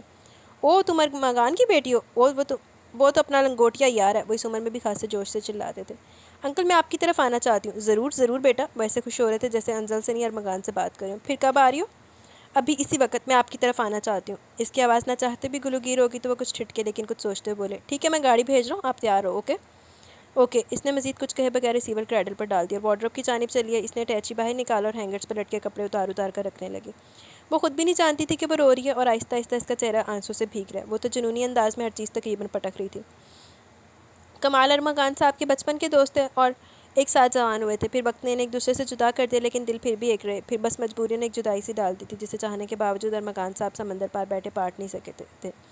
ہاں جب وہ انزل کو یہاں چھوڑے جا رہے تھے اسے کمال صاحب کا ایڈریس دیتے ہوئے اس سے ملنے کی تاکید ضرور کی تھی، لیکن اسے تو جیسے سب بھول گیا تھا۔ اور آج جب کہیں بھی جائے پناہ نہیں تھی تو اس نے وہاں جانے پلان لینے کا سوچا تھا۔ ویسے لخت لعنت ادھا دے ماں باپ دے اوتے جڑی اولاد نوں بھول گئے سٹ کے چلے جاندے۔ وہ ڈریسنگ ٹیبل پر موجود ہر ضرورت کی چیز سمیٹ کر جب اٹیچی کی جانب آئی تو عائشہ دروازے سے نمودار ہوئی اور اسے پیکنگ کرتے دیکھ کر جیسے ششدر رہ گئی اور پھر بمشکل خود کو سنبھال دی اس کے قریب چلی ہے۔ انزل، کسی تابش کمال نے گاڑی بھجوائی ہے؟ ہاں تم چلو میں آتی ہوں۔ اس نے بے دردی سے آنسو رگڑتے ہوئے اٹیچی بند کیا اور سیدھی ہوگی جبکہ عائشہ اسے حیران سے دیکھتی رہی۔ وہ کتنی دیر بے حس و حرکت کمرے کے وسط میں کھڑی رہی اور پھر تمام ہمتیں یکجا کر کے اٹیچی اٹھائے دروازے کی جانب بڑھ گئی، لیکن دروازے میں استادہ امیرم کو دیکھ کر رک گئی۔ آپ کو تو دعاؤں پر یقین تھا نا، پھر یہ بے یقینی کیوں؟ وہ اس پر نگاہیں جمائے سینے پر ہاتھ باندھے اس کی متورم آنکھوں میں دیکھتے ہوئے بولا تو آنسو نہ چاہتے بھی پھر سے رواں ہو گئے۔ میرا راستہ چھوڑے۔ وہ سرد موہری سے گویا بھی تو جیسے مسکراہٹ اس کے سارے چہرے پر پھیل گئی۔ راستہ تو چھوڑ دوں لیکن سوچ رہا ہوں پھر میری شادی کس طرح ہوگی؟ دور فٹے منہ تیرے تھے، میں نے تو ویسے پہلے ہی شاک سی۔ وہ آنکھوں میں تمام جہاں کو پا لینے کا ضم سجائے شوق سے لہجے میں گویا ہوا تو اس نے جھٹکے سے سر اٹھایا۔ دلہن کے بغیر تو شادی ناممکن ہے نا؟ اس نے اس کی حیران آنکھوں میں براہ راست دیکھتے ہوئے کہا تو وہ جیسے ساکت رہ گئی۔ ہم اپنی دلہن کو کس طرح سے جانے دیں؟ اتنا شوق لہجہ یہ وہ امیرم تو نہیں تھا۔ وہ یقین و گمان کی دہلیز پر کھڑی بے یقینی سے اسے دیکھے گئی۔ تم جیت کی انزل، میں ہار گیا۔ میں نے جان لیا کہ جس طرح سے تمام شامیں ایک سی نہیں ہوتی اسی طرح ہر لڑکی مینا نہیں ہوتی، جس طرح ہر موسم مستقل نہیں اسی طرح ہر جذبہ ہر محبت دھوکہ نہیں ہوتی، بلکہ کچھ محبتیں آفاقی ہوتی ہیں جو آپ کے اندر کے اندھیروں کو بھی اپنی ذات کی سچائی سے جگمگا دیتی ہیں۔ اور جانتی ہو تمہاری محبت بھی کچھ ایسی ہے جس نے ہر وہم ہر بدگمانی کو پرے دھکیل کر اپنا آپ منوا لیا۔ تم نے جیت لیا امیرم حسان کو انزل، تم نے جیت لیا۔ پھر وہ کیسے اب بھی حقیقت سے نگاہیں چرائے تمہیں جانے دے، اپنے ہی ہاتھ سے سب گنوانے دے، پھر کیسے؟ جا جا کے خسما نو کھا پہ، وہ پاگل ہوئی بھی مری پئی تیرے پیچھے تو انہوں بھونکدا نہیں پیا۔ وہ اس کی آنکھوں میں ڈوبے کہہ رہا تھا اور وہ حیرت سے گم کھڑی اس کے چہرے پر موجود سچائی کو دیکھ رہی تھی۔ کوئی اور وقت ہوتا تو شاید وہ جھوم اٹھتی، لیکن وہ اظہار کے بعد بھی نہ خود سے سوچ کر رخ موڑ گئی۔ مجھے یہاں روک کر اپنی نام نہاد محبت کا تماشا دکھانے کی ایک اچھی کوشش ہے۔ تبھی جھٹکے سے اس کا بازو تھام کر اس نے اسے اپنے مقابل کیا کہ بے اختیار اس کا سر اس کے سینے سے ٹکرایا تھا۔ وہ اسے دونوں کندھوں سے تھامے بہت گہری مگر سنجیدہ نظروں سے گھورا تھا، پھر بہت گھمبیر لہجے میں گویا ہوا، اس سے پہلے کہ میرا عکس چپکے سے تیری آنکھوں سے مٹ جائے، تیری جانب پلٹنے کا ہر ایک راستہ کہیں نہ بند ہو جائے، میری یادوں کا پنچھی تمہارے ہاتھ سے نکلے، فلک آباد ہو یا پھر برباد ہو جائے، میرا دل اب کے سینے میں دھڑکنے سے مکر جائے، انا کی سبز ٹہنی کو میں خود ہی توڑ دیتا ہوں، تمہارے واسطے جانا ضد اپنی چھوڑ دیتا ہوں، یہی ضد تھی نا تمہاری، فقط میری زبان سے ہی میرا اقرار سننا چاہتے تھے نا تم، تو کہتا ہوں میری جانا مجھے تم سے محبت ہے، سنو جانا مجھے یہ برملا اعتراف ہے کہ میری رگ رگ میں خون بن کر تو بہتا ہے، میری آنکھوں میں ایک خواب حسین بن کے تو اٹھتا ہے، کہ میرے جسم کا ہر ایک حصہ اور سینے کی ہر ایک دھڑکن، سبھی سانسیں یہ کہتی ہیں مجھے تم سے محبت ہے، یہی سچ ہے مجھے تم سے محبت ہے۔ خوبصورت مگر گمبھیر لہجے کی کھنک چاروں طرف پھیل کر اس کے دل کو آسودہ کر گئی، پیاسی دھرتی پر برستی بارش اسے پرسکون کر گئی، اتنا خوبصورت اور دلکش اظہار وہ پلکیں جھکا گئی، اور اس کی آنکھوں میں سچائی کے رنگ ایسے تھے کہ وہ زیادہ دیر تک اس سے نظریں نہیں ملا پائی، تبھی یاہو کا نعرہ لگاتے سب اندر گھس آئے تھے۔ دور پھٹے منہ تیرے تھے، انہوں ایڈی دیر دا روا کرنے دینا دا پاگل کتا ہوا سی، اپنی کوئی شادی بھی انجوائے نہیں کر سکی، کوئی چیز کی شاپنگ کچھ بھی نہیں کر سکی تھی، انہیں کہنا میری تجھے محبت ہے، لاکھ دلانا تیری محبت ہے، چار بار آنے تیری محبت ہے، آپ کو اپنا اپنا چاند مبارک ہو، سب کورس میں چلائے تو امیرم جیسے ہوش میں ہے، ارے بھابھی آپ تو امیرم سے بھی جلد باز نکلی، فقط ایک دن اور انتظار نہیں کر سکے۔ عبدال نے شوخی سے بھرپور لہجے میں اس کے کان میں بلند آواز میں سرگوشی کی کہ وہ کانوں تک سرخ ہو کر سر جھکا گئی۔ کون کہتا تھا یہ میچور سوبر نظر آنے والے لوگ لیلا مجنوں واقع ہوں گے؟ رامین نے بھی لقمہ دیا تو وہ دونوں چھینپ گئے، روٹھی خوشیاں لوٹ آئی تھیں اور قدورتوں نے دلوں کو صاف کر کے خلوص کی روشنی سے جگمگا دیا، اور انزل کھڑکی سے نظر آتے چاند پر نگاہیں جمائے سوچ رہی تھی واقعی جب قدورتیں دھل جائیں تو چاند کتنا صاف نظر آتا ہے، ایسا چاند جو خوشی سے مزین دل کا عید کا پیغام بن کر طلوع ہوتا اور دلوں کے اندر تک شاد کر جاتا ہے، اور اس کا دل بھی مسرتوں کا جہان بسائے بہت خوش تھا کہ اس نے اپنا چاند پا لیا تھا۔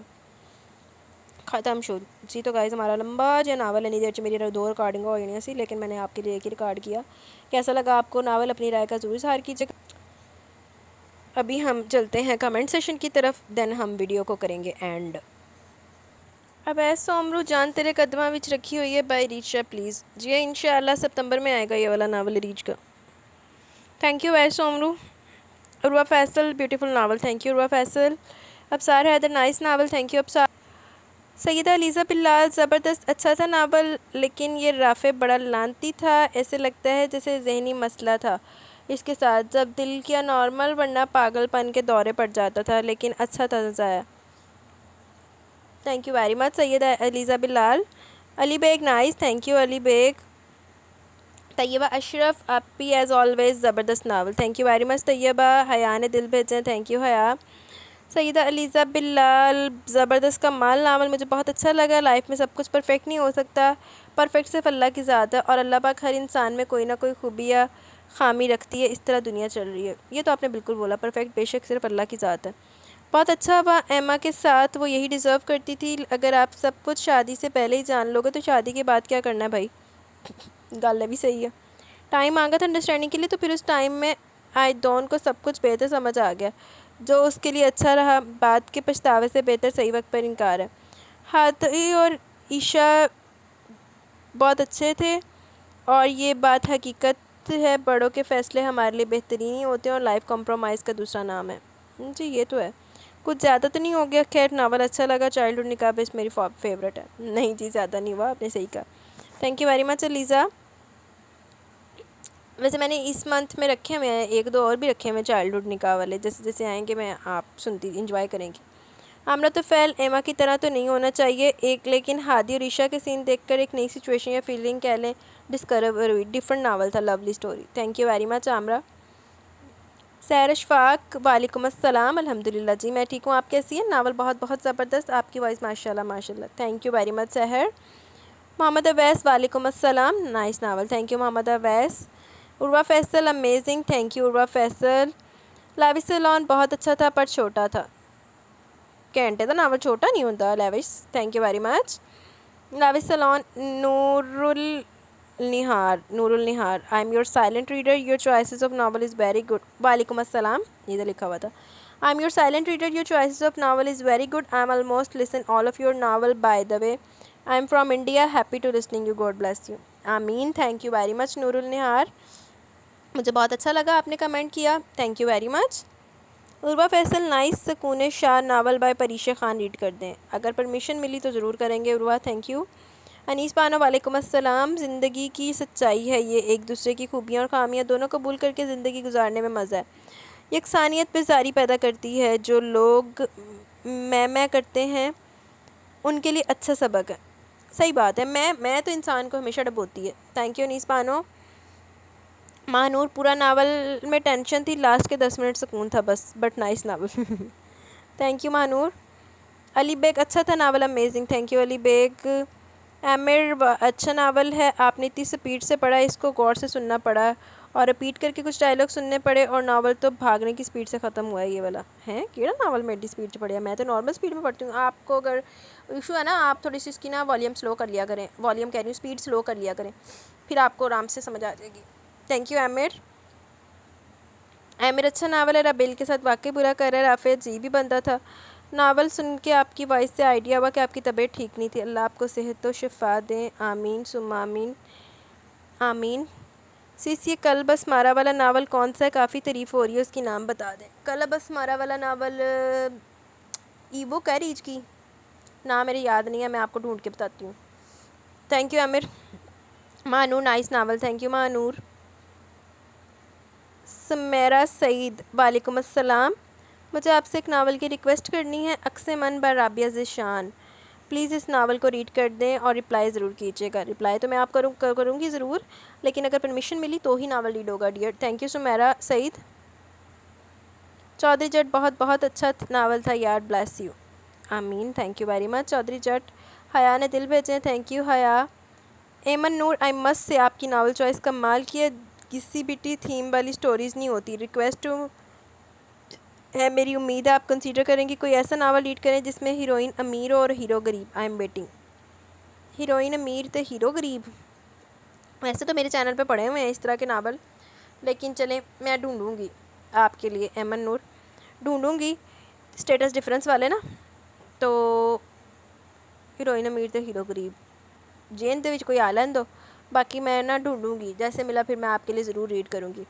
थैंक यू वेरी मच एमन नूर जी. तो गाइस यहाँ पे हमारा कमेंट सेशन अपने इख्तिताम को पहुँचा. कैसी लंबी, काफ़ी लंबी वीडियो होगी है. मुझे दे इजाज़त. इंशाल्लाह जल्द मिलेंगे हम न्यू नावल के साथ. तब तक के लिए अपना बहुत सारा ख्याल रखें, दुआओं में याद रखें. अल्लाह हाफिज़.